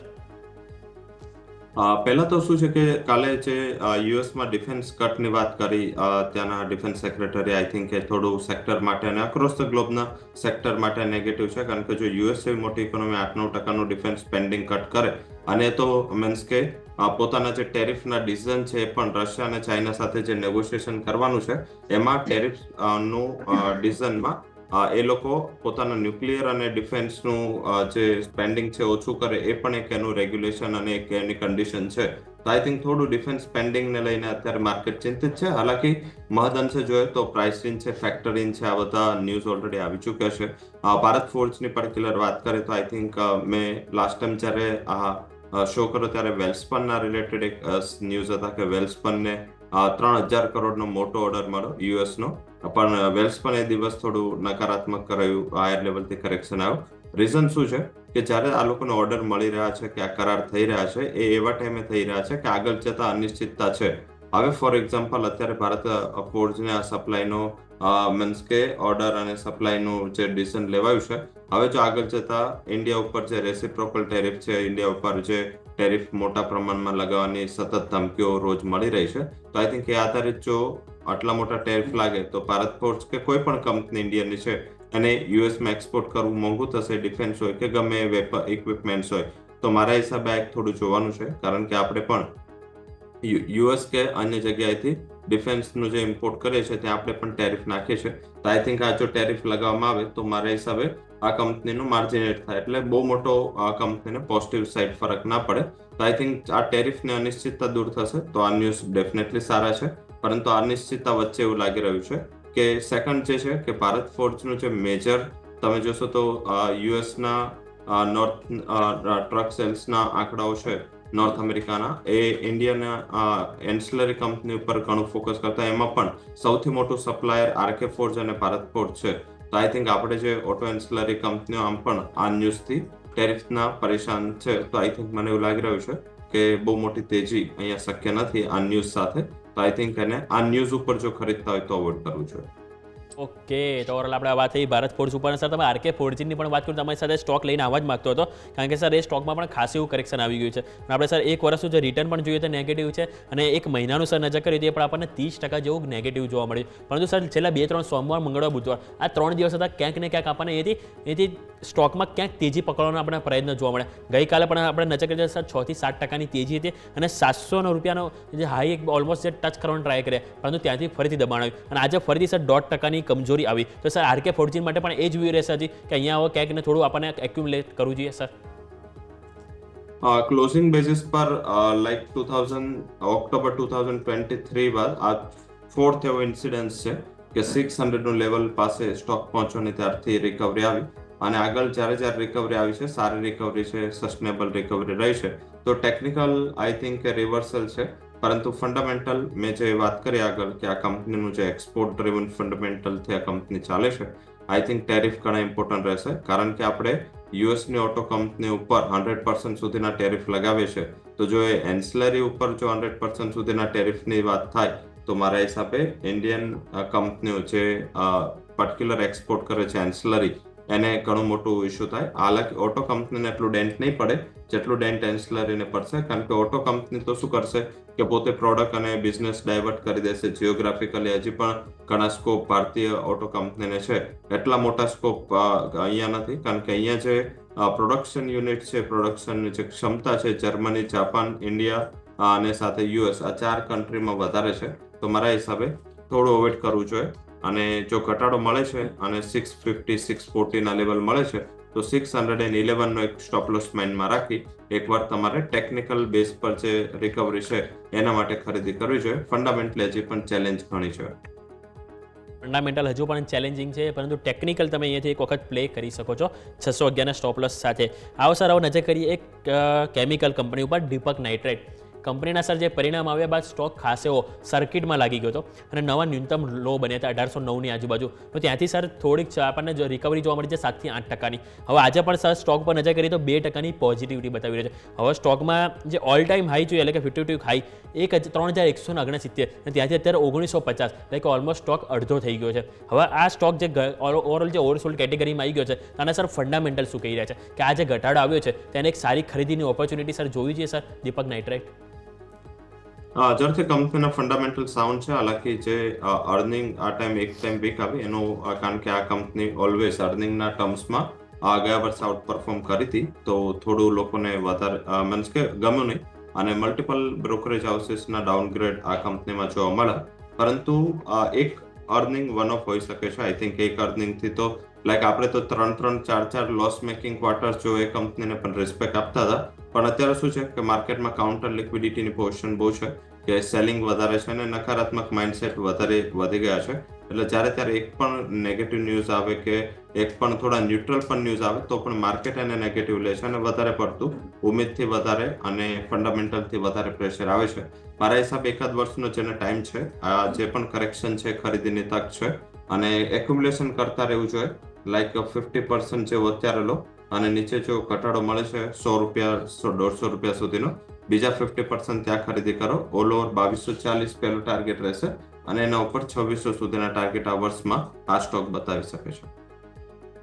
ટ્રેડમાં જેમ સરે વાત કરી કે એ લેવલ આપણને અહીંથી આવનારા દિવસોમાં જોવા મળી શકે છે. સર સેક્ટર સ્પેસિફિક આપણે વાત કરીએ, ઓટોની તો તમે જાણ કરી, પણ સર ફાર્મા પણ આપણે ચર્ચા કરવી જોઈએ, કારણ કે ઓલરેડી જે ટેરિફ લગાવવાની જે વાત છે 25% સુધી જે ટેરિફ રેસિપ્રોકલ, કે એના કારણે સર એ ફાર્મા ઇન્ડસ્ટ્રીને કેટલું ઇફેક્ટ પડી શકે? કારણ કે આમ સર જોવા જઈએ કે ખાસ એવું આપણે અહીંયાથી ઇન્ડિયામાંથી આપણને ઓર યુએસમાં જાય છે આપણને દવાઓ અને બધું વોટ એવર. પરંતુ હવે ચલો માની લો કે આપણે જે દવાઓ પર એટલું બધું લગાવશે ત્યાં મોંઘી પડશે, પરંતુ સર જે દવાના જે રો મટીરિયલો છે એ તો સર એમને ત્યાં આપણે એટલા કંઈ ખાસ બનતા નથી યુએસમાં. હવે જે ઇન્ડિયામાં બની રહ્યા છે તો એમને એના માટે તો એમને અહીંયાથી ખરીદી કરવી જ પડશે ઇન્ડિયામાંથી. તો એ જે ઓવરઓલ જે સિચ્યુએશન છે એ જોતાં આપણે સર લાગે છે કે આ જે ટેરિફ જે 25% લગાવે છે એનાથી એટલી કોઈ ખાસ મોટી ઇફેક્ટ આપણને ફાર્મા ઇન્ડસ્ટ્રી પર જોવા મળી શકે. અને સાથે સાથે ફાર્મામાં સારું 2 સ્ટોક ચર્ચા કરવા માંગી, એક છે નેટકો ફાર્મા અને બીજું છે ઝાયડસ લાઇફ, કે જે બંને સ્ટોકમાં આપણે સર જોઈએ તો સતત નવા રેકોર્ડ લો બની રહ્યા છે. ગઈકાલે ઝાયડસ લાઇફમાં બની છે, નેટકો ફાર્મામાં કાલે અને આજે પણ આપણને રેકોર્ડ લો બની રહ્યા છે. તો અહીંયા સર કોઈ રિકવરીની હોપ રાખવી જોઈએ કે આ ટેરિફના ચર્ચાથી હજુ પણ સર આપણને ફાર્મા સ્ટોક પ્રેશરમાં જોવા મળશે સર? ટેરિફમાં જે તમે વાત કરી એપીઆઈ તો એને વાંધો નથી, કારણ કે એને જે એપીઆઈ ના રિલેટેડ ડીલ કરવાની હતી એના ઉપર તો એનું બહુ ઘણું વલણ છે, કારણ કે ભારતીય ફાર્મા કંપનીનું એપીઆઈ માટેનું જે ટોટલ ડિપેન્ડન્સ છે એ ચાઇનાનું છે. વચ્ચે જ્યારે કોવિડ આવ્યું ને સપ્લાય ચેન બંધ થઈ ત્યારે આપણને થોડો ડર લાગ્યો હતો અને આપણી ગવર્મેન્ટ અને કંપનીઓએ એપીઆઈ ડેવલપમેન્ટ માટે ઘણું મોટું ઇન્વેસ્ટમેન્ટ કર્યું. પરંતુ જેવું સપ્લાય ચેન રિસ્ટોર થઈ એવું આપણે ભૂલી ગયા કોવિડની સપ્લાય ચેનનું ડિસ્ટર્બન્સ, એટલે આપણે ફરીથી ઇમ્પોર્ટ ચાલુ કરવું, મોટા પ્રમાણમાં ચાઇનાથી ઇમ્પોર્ટ ચાલુ કરવું અને મેજરલી આપણે જે એસેમ્બલિંગ વધારે કરવું. તો આઈ થિંક આ એસેમ્બલિંગ જ કરીએ છીએ, જે આપણે આટલું મોટું એપીઆઈમાં આપણું વર્ચસ્વ નથી.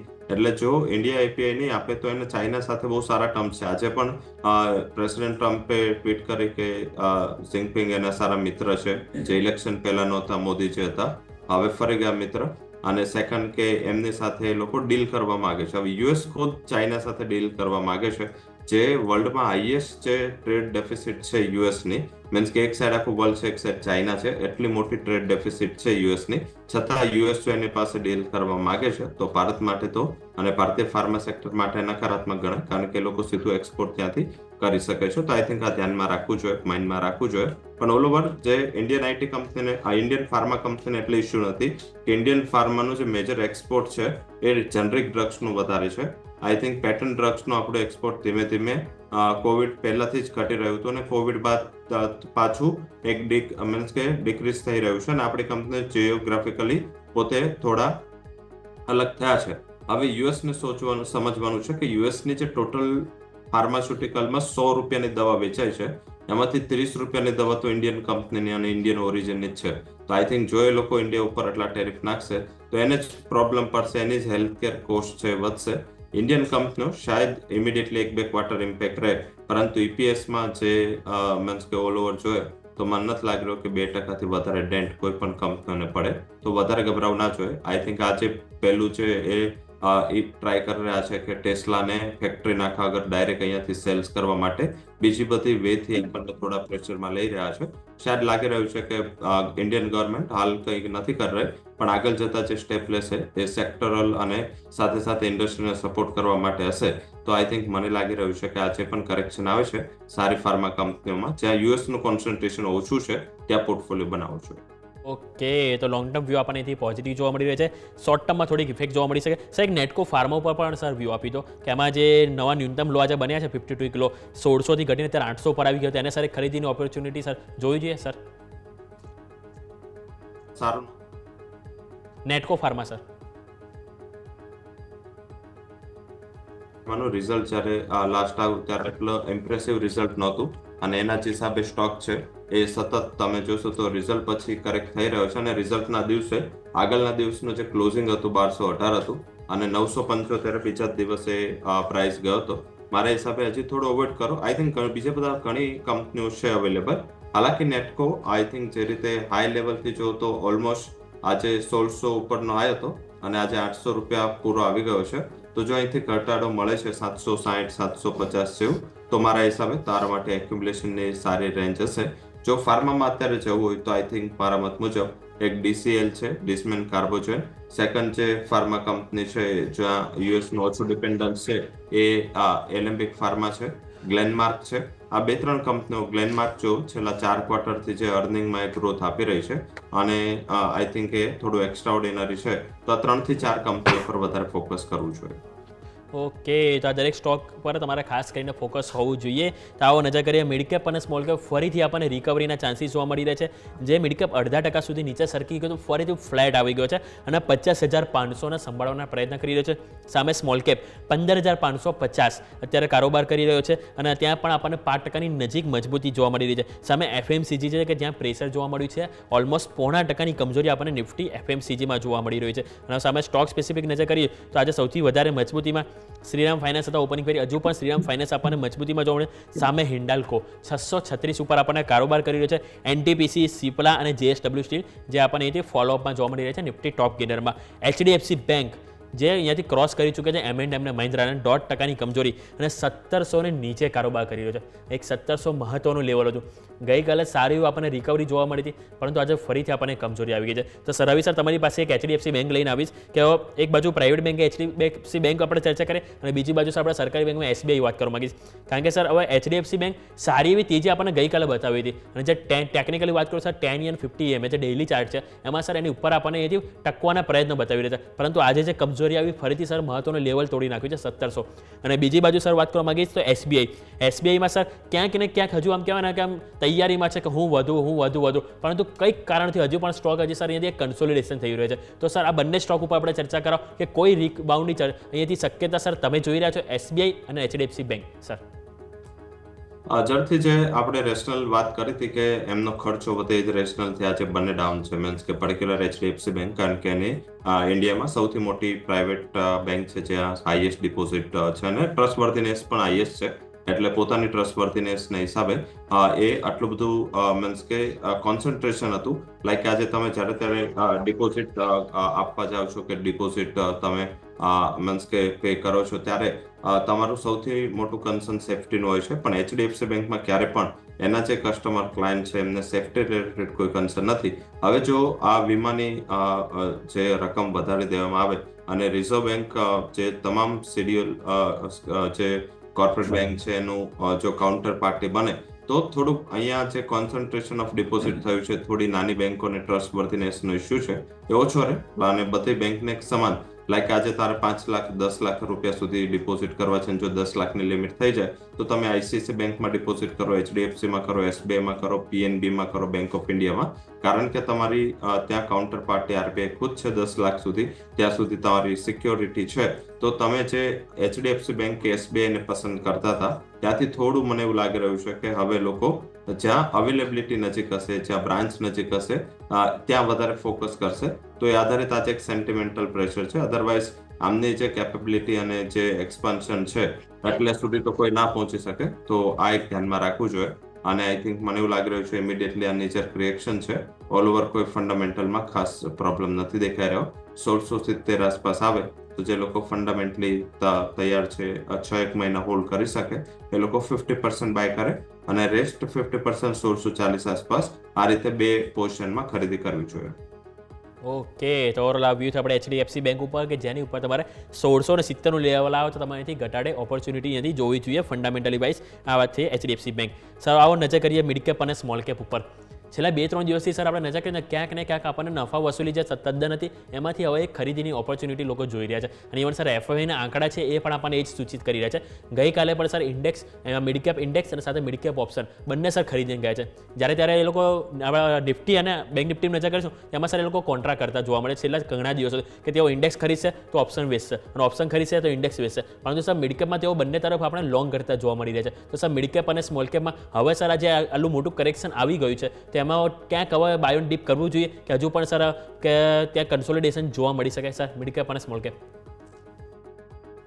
પર્ટિક્યુલર જ્યારે ઇન્વેસ્ટર ટ્રેડર બને છે ત્યારે જ માર્કેટની આવી કન્ડિશન ઊભી થાય છે. આઈ થિંક FIs છે જે લોંગ ટર્મ હોલ્ડિંગ માટે જાણીતા હતા ત્યાં પણ એના જે હેજ ફંડ્સ છે એ થોડી પોઝિશનને ડાયલ્યુટ કરી રહ્યા છે, ફરીથી એડ પણ કરી રહ્યા છે, ટ્રાન્સફર કરી રહ્યા છે. નિફ્ટી બેંક નિફ્ટી વચ્ચેની મૂવને પ્લે કરી રહ્યા છે, રેશિયો પ્લે કરી રહ્યા છે. તો આવી મોમેન્ટ થવાની અને આવી મોમેન્ટ એક્સપાયરી છે એટલે ત્યાં રિવર્સલ અને નવી પોઝિશન બનવાના પણ રોક હોય છે. મારા હિસાબે આગળ પણ જ્યારે ચર્ચા થઈ છે ત્યારે મેં લાર્જ કેપ આજ સુધી નથી કીધું કે ક્વોલિટી લાર્જ કેપમાં તમે ઇન્વેસ્ટ કરો. Quality mid and small cap જ્યારે રિકવરી આપશે અહીંયા જ ચાલશે. લાર્જ કેપમાં શું થાય છે, લાર્જ કેપ તો કરેક્ટ થતા હોય છે. જ્યારે કરેક્શન ઓછું થાય કે FI નું વેચવાલી વધે ત્યારે આ થોડા ઊભા રહેતા હોય છે અને કરેક્શન થતું હોય છે. જ્યારે એમને ખરીદી આવે ત્યારે એટલા નથી વધી શકતા, 1% વધે છે. અને મિડ એન્ડ સ્મોલમાં શું છે કે જ્યારે FI નું વેચવાલી ઓછી થાય, બંધ થાય ત્યારે જે એનું બાઇંગ છે 8-10% સુધીની પણ તેજી લઈ શકે. તો રિકવરી આવશે તો ત્યાં જ પહેલા આવશે, ત્યાં જ વધુ આવશે. અને લાર્જ કેપમાં આટલું બધું પ્રેશર નથી આવ્યું, સેલિંગ પ્રેશર જેટલું મિડ એન્ડ સ્મોલ કેપમાં આવ્યું છે. તો આઈ થિંક અહીંયા જ મને એવું લાગી રહ્યું છે કે થોડું કોન્સન્ટ્રેશન રહેશે. એક સેક્ટર જ્યાં બ્રાઇટ સ્પોટ દેખાઈ રહ્યું છે કે જ્યાં રિવર્સલના ફૂલ ચાન્સ સારા દેખાઈ રહ્યા છે, પાવર સેક્ટર છે. પાવર સેક્ટર હવે ગરમી વધી રહી છે. ધીમે ધીમે આપણે ઉનાળા તરફ જઈશું તો પીક ડિમાન્ડ આવશે પાવરની. જેના હિસાબે મને એવું લાગી રહ્યું છે કે ટાટા પાવર છે જે આટલું મોટું કરેક્શન આવ્યું છે ફોકસ રાખો. CSC SJVN જેવી PSU કંપની છે, સારું નેગેટિવિટી આવી ગઈ છે, એમાં ફોકસ કરો. NHPC જે આપણે અત્યારે ન્યુક્લિયર અને હાઇડ્રો એનર્જી ઉપર ફોકસ વિચારી રહ્યા છે, તો NTPC NHPC એના સારા ચાન્સ છે. તો આઈ થિંક મને એવું લાગી રહ્યું છે કે હવે તમારે પાવર સેક્ટર પર ફોકસ કરવું જોઈએ. આ થીમ, ગરમીની જે થીમ છે, એ તમને એક સિઝનાલિટીનું પણ આઉટલુક બેટર આપશે અને સાથે સાથે તમને એક રિસ્ક બેલેન્સ રિટર્ન પણ આપશે. તો આ મને એવું લાગી રહ્યું છે કે આજે પણ વોલ્ટાલિટીને અવોઇડ કરવા માટે, કે હજી પણ જે 15-20 દિવસ એવું એક્સપેક્ટેશન્સ છે કે થોડી માર્કેટમાં આવી જ રીતેની ઉથલ-પાથલ રહેશે, એ સામે મને એવું લાગી રહ્યું છે કે પાવર સેક્ટર સારું પરફોર્મ કરી શકે છે. અવોઇડ ક્યાં કરવું જોઈએ? હાઈ લેવલ પર મેટલ, બધી મેટલ કંપનીના ફંડામેન્ટલ સેમ નથી. FMCG જ્યાં સતત સાઉથવર્ડ ડિરેક્શનમાં મોમેન્ટમ છે, તો આઈ થિંક આ ફોકસ નેગેટિવ છે. ફાર્માને થોડું અવોઇડ કરવું જોઈએ શોર્ટ ટર્મ માટે. પબ્લિક સેક્ટર બેંકને થોડી અવોઇડ કરવી જોઈએ, કારણ કે અહીંયા ઇસ્યુ જો થશે, અને રિયલ એસ્ટેટને અવોઇડ કરવું જોઈએ. આ સેક્ટર છે, તો મને એવું લાગી રહ્યું છે. આના સિવાયના જે સેક્ટર છે જ્યાં પરફોર્મન્સ આવી શકે છે, એ છે પાવર, જે આપણે વાત કરી. કન્ઝ્યુમર ડ્યુરેબલ, જે ટેક્સમાં બેનિફિટ છે આગળ જતા, એ કન્ઝ્યુમર ડ્યુરેબલ સેક્ટરને સારું પરફોર્મન્સ આપી શકે છે. અને ત્રીજું છે હેલ્થકેર, ફાર્મા નહીં, healthcare, like Apollo hospital, Fortis, અહીંયા વધારે ફોકસ કરવું જોઈએ. ઓકે, તો ઘણી સરસ રીતે આપણને રવિ સરે જણાવી, ઓવરઓલ દરેક સેક્ટરનો સરે વ્યૂ આપ્યો કે ક્યાં તમારે કઈ રીતનું એ વ્યૂ બનાવવો જોઈએ. આવો એક ક્વિક વિરામ લઈ લે. વિરામ બાદ આપણે આ ચર્ચાને આગળ યથાવત રાખીએ. બ્રેક બાદ.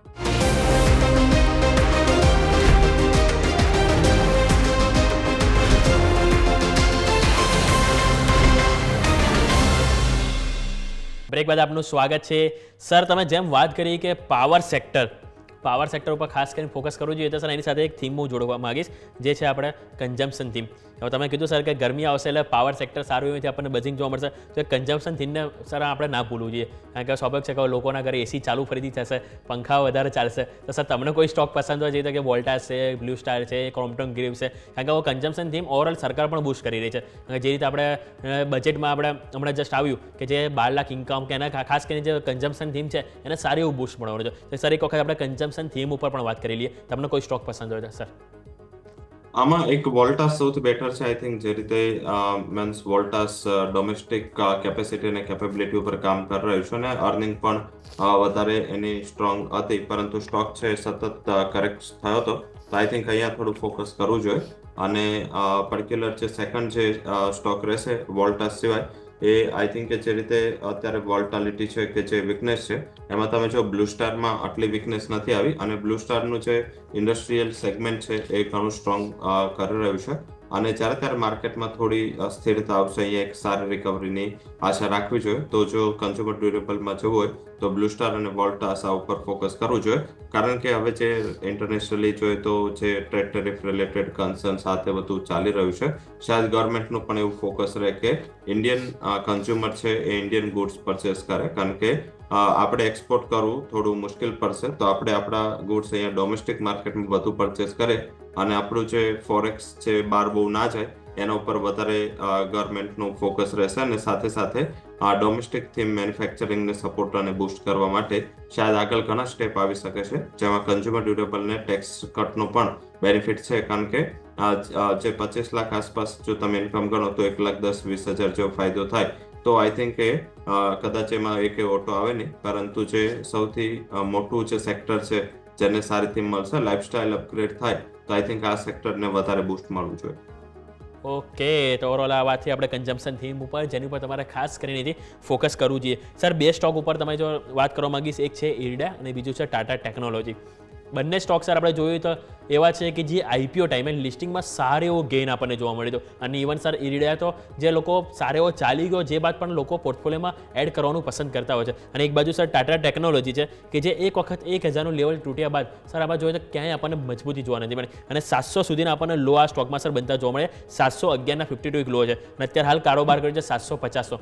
હવે બંનેમાં સમાચાર છે કે F&O સેગમેન્ટમાં માર્ચ સિરીઝથી એન્ટ્રી થવા જઈ રહી છે. તો સર ટાટા ટેકનોલોજી જે આટલો ઘટાડો આવી ગયો છે, કે એને સર હવે કોઈ ઓપોર્ચ્યુનિટી જોઈ છે ફંડામેન્ટલી વાઇઝ. અને બીજું વાત કરવા માંગીશ સર ઇરડા, કારણ કે ઇરડા પણ સર આપણે જોઈએ તો એક ટાઈમે જે 300 ઉપર જે સ્ટોકમાં આપણને હાઈ હતા 310ના, જે બાદ અત્યારે આપણે 170ના આજના લો છે. અત્યારે તેજી જોવા મળી છે 1.5%. પરંતુ સર આ જે બંને સ્ટોક છે કે જે લોકોના ફેવરિટ સ્ટોક હોય છે પોર્ટફોલિયો માટે, તો સર આ બંને સ્ટોકને જે ઘટાડે, અહીંયાથી કંઈક ખરીદીની ઓપોર્ચ્યુનિટી સર તમે જોઈ રહ્યા છો સર? ટાટા ટેકનું મોટું કન્ઝ્યુમર સૌથી મોટો બાયર છે ટાટા મોટર્સ છે, અને જે ગ્લોબલી ટેરિફને લઈને ચિંતાઓ છે એને લઈ થોડું ટાટા મોટર્સમાં કરેક્શન છે, અને ટાટા ટેકનોલોજીમાં પણ સારું કરેક્શન આવી ચૂક્યું છે. ઇરેડા, કારણ કે આ એક રિન્યુએબલ એનર્જીને ફાઇનાન્સ કરતી કંપની છે, અને એ પણ યુએસના પોલિસી અરાઉન્ડ છે, જે પ્રેસિડેન્ટ ટ્રમ્પે પેરિસ એગ્રીમેન્ટમાંથી પોતે નીકળી ગયા, એટલે જે બેઝિક માર્કેટને ડેન્ટ લાગ્યું કે જે રિન્યુએબલ એનર્જીનું જે ગ્લોબલ ફોકસ છે ત્યાં થોડું કન્સર્ન આવે. અને આ બધી કંપનીઓ છે લાઈક પીએફસી, આરએસસી, ઇરેડા, એ લોકો શું છે Asian development bank, world bank, IMF આ બધા પાસેથી લોન લઈ અને પાવર કંપનીઓને આપતી હોય છે. તો બેસિકલી આ એગ્રીગેટર છે. તો જો ગ્લોબલી ફોકસ અત્યારે રિન્યુએબલ એનર્જી તરફ નથી જતું, તો મારા હિસાબે આ થોડું એક ઇસ્યુ સાબિત થઈ શકે છે, અને જેના હિસાબે થોડું અત્યારે કરેક્ટિવ મૂવ છે એ તમને આ સ્ટોકમાં દેખાઈ રહ્યો છે. અને આઈ થિંક ઇરેડામાં થોડું જે બાઇંગ કરવાનું લેવલ છે એ એક્યુમ્યુલેશનના રેન્જથી બાઇંગ કરવું જોઈએ. 200, 192 એમ બે તબક્કામાં ખરીદી કરો, અને ઉપરની બાજુ જે ટાર્ગેટ છે 200 સુધીનો અને 220 સુધીનો બની શકે છે. શોર્ટ ટર્મ માટે આ ખરીદીની સલાહ છે. સેકન્ડ ટાટા ટેક છે, આ એક ફંડામેન્ટલી સ્ટોક છે, અને અહીંયા આ કરેક્શન ઓલરેડી હાઈથી અડધું થઈ ગયો છે. મારા હિસાબે અહીંયા એક ખરીદારીનો સારી તક બની રહી છે, અને ઘણા બધા રિટેલ ઇન્વેસ્ટરનું ફોકસ આ સ્ટોકમાં છે, પરંતુ જે લોંગ ટર્મ થોડું આઉટલુક રાખવાનું છે. 912 નો ટાર્ગેટ, 750 ચાલી રહ્યો છે શેર અત્યારે, 50% અત્યારે, 50% ગઈકાલના ક્લોઝ 720 આસપાસ. એમ બે તબક્કામાં ખરીદી કરો, એક વર્ષ હોલ્ડ કરો, 900 સુધીના ટાર્ગેટ આ કંપની આપી શકે છે. ઓકે, તો ઓવરઓલ આપણે વાત થઈ ઇરેડા અને ટાટા ટેકનોલોજી ઉપર કે જેની ઉપર તમારે ખાસ કરીને ફોકસ હોવું જોઈએ. આવો બ્રોકરેજ રિપોર્ટ પર નજર કરીએ તો બ્રોકરેજ રિપોર્ટ ઉપર આપણને સૌથી પહેલાં UBS દ્વારા અહીંથી રિપોર્ટ આપવામાં આવે છે બજાજ ફાઇનાન્સ ઉપર. બજાજ ફાઇનાન્સ ઉપર તેઓ વેચવાની સલાહ આપી રહ્યા છે, અને લક્ષ્યાંક તેઓ 6,800 એટલે કે 20% નીચેના તેઓ ટાર્ગેટ આપી રહ્યા છે. એમનું કહેવું છે કે પર્સનલ લોન અને સાથે સાથે જે SME small medium enterprise loan હોય છે એને ક્રેડિટ કોસ્ટ હજી વધુ વધશે, અને સામે રિટર્ન ઓફ એસેટ સતત ઘટ્યા છે એવું એમનું માનવું છે, અને માર્જિનથી તેઓ એમને નિરાશા મળી છે UBSને. સર, તમારી પાસે હું આવીશ બજાજ ફાઇનાન્સ લઈને, કારણ કે ઓવરઓલ સર જો ટેકનિકલી જોવા જઈએ તો ટેકનિકલ તો આપણે 8,100 ઉપર સારી એવી મજબૂતી જોવા મળી રહી છે. વીકલી ચાર્ટમાં પણ સારું એવું બ્રેકઆઉટ આપણને સર બજાજ ફાઇનાન્સમાં જોવા મળી રહ્યું, પરંતુ UBS હવે સર વેચવાની સલાહ આપી રહ્યા છે. સર, તમે કઈ રીતે જોઈ રહ્યા છો બજાજ ફાઇનાન્સને? સર, વેચવાની સલાહ છે, હાલાકી એમને ટાર્ગેટ રેસ કર્યો છે, એટલે એ ઓલરેડી એનું જે રૂપ છે એ એમને વેચવું તો હજી પણ છે, પરંતુ સ્ટોકનો પ્રાઇસ જ અત્યારે 8300 ચાલી રહ્યો છે. 200-300 રૂપિયાનો ટાર્ગેટ વધાર્યો છે. બજાજ ફાઇનાન્સનો હંમેશા કન્સર્ન રહ્યો છે, જ્યારે શેર ચાલતો હોય છે ફંડ હાઉસીસ ટાર્ગેટ રેસ કરતા હોય છે, અપગ્રેડ કરતા હોય છે, પણ એનો ટાર્ગેટ ઓલવેઝ એના માર્કેટ પ્રાઇસ નીચે હોય છે, એટલે આનું કોઈ મોટું મહત્વ ના રહે. અત્યાર સુધી ઘણું લેટ થઈ ગયું, ડિસ્પાઇટ આટલું મંદી આવી માર્કેટમાં, છતાં પણ એ લોકોએ પોતાનો ટાર્ગેટમાં કોઈ રેઝ ના કર્યો, અને આઈ થિંક સ્ટોકનો પ્રાઇસ હજી પણ એક સારા લેવલે સસ્ટેન થઈ રહ્યો છે. આઈ થિંક મને એવું લાગી રહ્યું છે કે ફંડામેન્ટલને થોડું ફોકસમાં રાખતા આ જે રિપોર્ટ છે એને થોડો અવોઇડ કરો, અને અહીંયા બહુ મોટું હવે તેજીની જગ્યા નથી બની રહી. હવે જે અપસાઇડ છે બહુ લિમિટેડ છે, કારણ કે હવે જે માર્કેટમાં કરેક્શન આવી રહ્યું છે, થોડું રૂખ નેગેટિવ થઈ રહ્યું છે, એ જ સ્ટોકમાં થઈ રહ્યું છે જે બહુ ચાલેલા છે. તો આ સ્ટોક નીચેના લેવલથી ઘણું સ્ટ્રોંગ રિટર્ન આપી ચૂક્યું છે, તો નવી ખરીદી માટે આ લેવલ યોગ્ય નથી. જો ઘટાડો મળે છે 8,000ના લેવલ આસપાસ, તો મારા હિસાબે ખરીદી માટે વિચારવું જોઈએ. ઓકે, તો નવી ખરીદી માટે હાલ અહીંયાથી યોગ્ય સમય નથી, પરંતુ 8,000નું લેવલ છે જે નવી ખરીદી માટે તમારે અહીંથી ખાસ કરીને ફોકસ કરવું જોઈએ. આવો ક્વિક વિરામ લઈ લઈએ, જે બાદ આપણે આ ચર્ચાને આગળ યથાવત રાખીએ.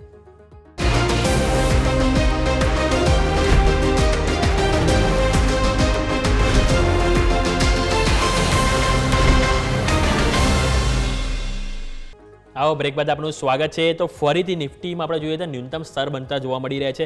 821 ઓપનિંગ હતું, જે બાદ આપણને 900ની નજીક હાઈ બની હતા, પરંતુ જે બાદ ફરીથી આપણને વેચવા લઈને 812ના આપણને અહીંથી ન્યૂનતમ સ્તર બની રહ્યા છે. એક્ઝેક્ટ 100 અંકની કમજોરી આપણને અહીંથી નિફ્ટીમાં જોવા મળી છે. સામે બેંક નિફ્ટીમાં સૌથી વધુ કમજોરી, ઓલમોસ્ટ 0.5% વધુની આપણને કમજોરી, એટલે કે 400 અંકની કમજોરી. 49,180, 49,500નું જે લેવલ હતું મહત્વનું, એને પણ આપણે અહીંયાથી તોડી ચૂક્યા છે. સામે મિડ કેપ અને સ્મોલ કેપ જોઈએ તો એક માર્કેટને ક્યાંક ને ક્યાંક સંભાળવાનો ટ્રાય કરી રહ્યા છે. બંને આપણને ગ્રીન કલરમાં જોવા મળે છે. મિડ કેપ 5%ની મજબૂતી, સ્મોલ કેપ આપણને અહીંયાથી 0.5%ની મજબૂતી બતાવી રહ્યા છે. એટલે કે મિડ કેપ અને સ્મોલ કેપ છે જે હજુ પણ આપણને અહીંથી ખરીદીના મૂડમાં જોવા મળી રહ્યા છે. આવો બીજા બ્રોકરેજ હાઉસ ઉપર નજર કરીએ તો અહીંથી JP મોર્ગનનો અહીંથી રિપોર્ટ આવે છે સાઇન્ડ ઉપર, જે ઓલરેડી સરે આપણને અહીંથી ખરીદીની સલાહ પણ આપી છે, અને JP મોર્ગન પણ અહીંથી કહી રહ્યા છે કે ઓવરવેટ રેટિંગ, અને એમણે અહીંથી લક્ષ્યાંક ₹1,750 આપ્યા છે. એમનું કહેવું છે કે જે નવા CEOની જે જાહેરાત થઈ છે એ સકારાત્મક જોઈ રહ્યા છે, અને બીજું કે લોંગ ટર્મ જે ડીલની સંખ્યા વધશે. એવું એમનું માનવું છે. અને જે JP મોર્ગન છે ઓવરઓલ એમણે 60 ઉપર પોઝિટિવ વ્યૂ આપ્યો છે. સાથે સાથે તેઓ પેટ્રોનેટ LNG ઉપર પણ અહીંથી એમણે રેટિંગ આપ્યા છે અને ત્યાં પણ તેઓ ઓવરવેટ રેટિંગ એટલે કે પોઝિટિવ રેટિંગ આપી રહ્યા છે. એમનું કહેવું છે ટાર્ગેટ ₹377. દહેજથી જે ઉત્પાદન શરૂ થતા EBITDA એટલે કે earning before interest and tax જે હોય છે એ આવક એ સુધરશે એમનું કહેવું છે. અને સાથે જે એમની જે ઉનાળાની માંગ છે એ વધવાથી ફાયદો થશે એવું માની રહ્યા છે JP મોર્ગન. એટલે 60 ઉપર પણ ઓલરેડી સર વ્યૂ આપે છે. સર તમારી સાથે એક પેટ્રોનેટ LNG લઈને આવીશ કે સર તમે કઈ રીતે જોઈ રહ્યા છો પેટ્રોનેટ LNG સર?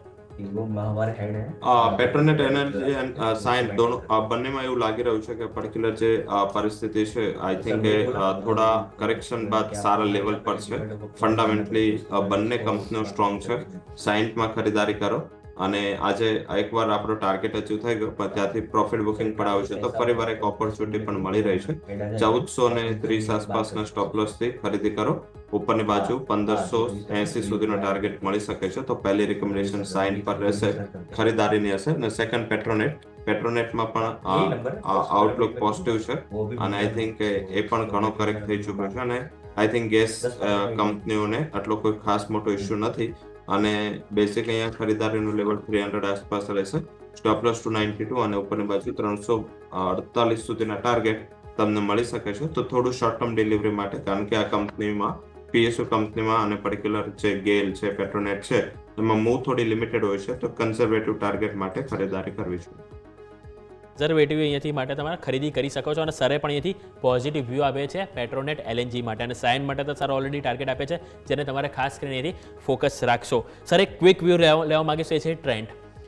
2024નો હીરો હતો 130%થી આપણને વધુ ગેઇન જોવા મળ્યું હતું પરંતુ 2025ના લૂઝર્સમાં સર નામ આવી રહ્યું છે ટ્રેન્ડનું અને અત્યારે સર 5000ની નીચે આપણને કારોબાર જોવા મળી રહ્યો છે અને અત્યારે પણ જોવા જઈએ તો ઓલમોસ્ટ સર કમજોરી જ આપણને ટ્રેન્ડમાં જોવા મળી રહી છે. હવે આજે કમજોરી આવી ગઈ છે અત્યારે 4976 ઉપર કામ કરી રહ્યો છે 5%ની કમજોરીમાં અને જો હાઈ જોવા જઈએ સર સ્ટોકમાં તો આપણને 52 વીક હાઈ 8345 એટલે કે સ્ટોક જે ઓલરેડી હતો ત્યાંથી આપણને ઓલમોસ્ટ 50%થી પણ વધુ આપણને અહીંથી કમજોરી જોવા મળી ગઈ છે. હવે આ જે ઘટાડો આવ્યો છે એને સર ક્યાંક ને ક્યાંક ખરીદીની ઓપોર્ચ્યુનિટી જોઈ છે કારણ કે મંથલી રિટર્ન પણ સર જોવા જઈએ તો ઓલમોસ્ટ 20% આપણને સ્ટોક કરેક્શન થઈ ચૂક્યો છે. સર ટ્રેન્ડમાં રિસ્ક એ છે કે જે રીતે સ્ટોકમાં પરફોર્મન્સ હતું અને થોડો હાઈ બીટા પણ શેરની કેટેગરીમાં હતો અને જે શોર્ટ ટર્મમાં શેરના પ્રાઇસમાં બહુ ઉછાળો હતો આઈ થિંક એનું ઘણું મોટું કરેક્શન આવી ગયું છે. હજી પણ માર્કેટ કરેક્ટ થાય છે તો આ કંપનીમાં પણ આટલું જ સ્ટીપ કરેક્શન આવે છે તો આઈ થિંક મને એવું લાગી રહ્યું છે કે થોડું એક્યુમ્યુલેશન જેવો અપ્રોચ રાખવો જોઈએ. એક તબક્કામાં એક જગ્યાએ બધું ના ખરીદો. ફંડામેન્ટલી કોઈ બેમત નથી. કંપની બહુ સ્ટ્રોંગ છે અને આઉટલુક પણ સારું છે. 25% અત્યારે ખરીદી કરો.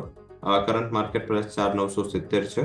બીજા 25% જે છે 4900 એમ દરેક તમે 100 રૂપિયાના કરેક્શન પર 25% એડ કરતા રહો અને એ રીતે એક્યુમ્યુલેશન કરો અને 1 વર્ષ સુધી હોલ્ડ કરો. મારા હિસાબે આ કંપની ફરીથી રિકવરી બતાવી શકે છે અને એટલીસ્ટ તમને 6200 સુધીના લેવલ તમને આ વર્ષમાં આવતા જોવા મળી શકે છે. એ તો ઓવરઓલ આ વાતથી ટ્રેન્ડ કે જેને તમે લોંગ ટર્મ વ્યૂથી અહીંથી ખરીદી કરી શકો દરેક 100 પોઈન્ટના ઘટાડાથી તમે ખરીદી કરી શકો છો આ વાતથી ટ્રેન્ડની. સર ઘણા સ્ટોક સ્પેસિફિક આપણે ચર્ચા કરી સમય થયો છે રજા લેવાનો આપણા તરફથી સર ડિસ્ક્લેમર. જે સ્ટોક ઇન્ડેક્સ માર્કેટ અને સેક્ટર વિશે ચર્ચા કરી પર્સનલ પોઝિશન નથી. કંપનીના ક્લાયન્ટ્સ અને કંપનીના ફંડમાં આ પોઝિશન હોઈ શકે છે અને સાથે કોઈ પણ પોઝિશન લેતા પહેલા તારા ફાઇનાન્શિયલ એડવાઇઝર સાથે કન્સલ્ટેશન કરવું જરૂરી છે. અને શોમાં બોલાવવા બદલ ખૂબ ખૂબ આભાર. ખૂબ ખૂબ આભાર સર આપનો પણ શોમાં આવવા બદલ અને ચર્ચામાં ભાગ લેવા બદલ thank you so much sir. તો આવો નજર કરીએ ભારતીય બજાર ઉપર ફરીથી આપણને જે 22,800 જે આપણે સવારે મેં તમને ખાસ કરીને ચર્ચા કરી 22,800 એક લેવલ છે જે સતત 3 દિવસથી આપણને માર્કેટમાં સપોર્ટ આપી રહ્યું છે અને આજે પણ આપણને 22,812ના લો બન્યા બાદ સારી ખરીદી ઓપન થઈ 821 થી 900 ફરીથી નીચે 812 આવ્યું ફરીથી તેજી અને અત્યારે 870 ઉપર કારોબાર કર્યું છે અને બેંક નિફ્ટીમાં પણ આપણને 49,000 લેવલ છે જ્યાં પુટ રાઇટર્સ ખાસ આવ્યા છે અને ત્યાં આપણને સારો એવો સપોર્ટ મળી રહ્યો છે. પરંતુ સૌથી વધારે આજે આપણને thanks to all mid cap અને સ્મોલ કેપ કે સતત બીજા દિવસે સારી ખરીદારી જોવા મળી રહી છે. અત્યારે મિડ કેપમાં આપણને ઓલમોસ્ટ 0.5% નજીક અને સ્મોલ કેપ 0.5% નજીક સારી એવી ખરીદારી આપણને જોવા મળી રહી છે. હવે આજના દિવસે ખાસ કરીને જોવાનું રહેશે તે છે નિફ્ટીમાં 22,800 એક બાજુ છે વીકલી એક્સપાયરી એટલે સ્વાભાવિક છે કે જેમ તમને સવારે વાત કરી હતી કે બે બાજુ આજે આપણને સ્વિંગ જોવા મળશે અને હજુ એક સમય જો આ તેજી જળવાઈ રહી મિડ કેપ સ્મોલ કેપનો સપોર્ટ મળ્યો તે એક વખત આજે આપણને નિફ્ટીમાં ગ્રીન કલરમાં પણ આપણને કારોબાર થતો જોવા મળી શકે છે. પરંતુ જેમ વાત કરી 22,800 એ ખાસ કરીને જોવાનું રહેશે અને ઉપરની તરફ છે 23,000 કે જ્યાં નાનકડો અવરોધ આપણને જોવા મળી શકે છે. તો આવો આ સાથે સમય થયો છે રજા લેવાનો. મને યોમિકને આપશો રજા અને આગળના અપડેટ્સ માટે જોતા રહો ન્યૂઝ કેપિટલ ગુજરાત.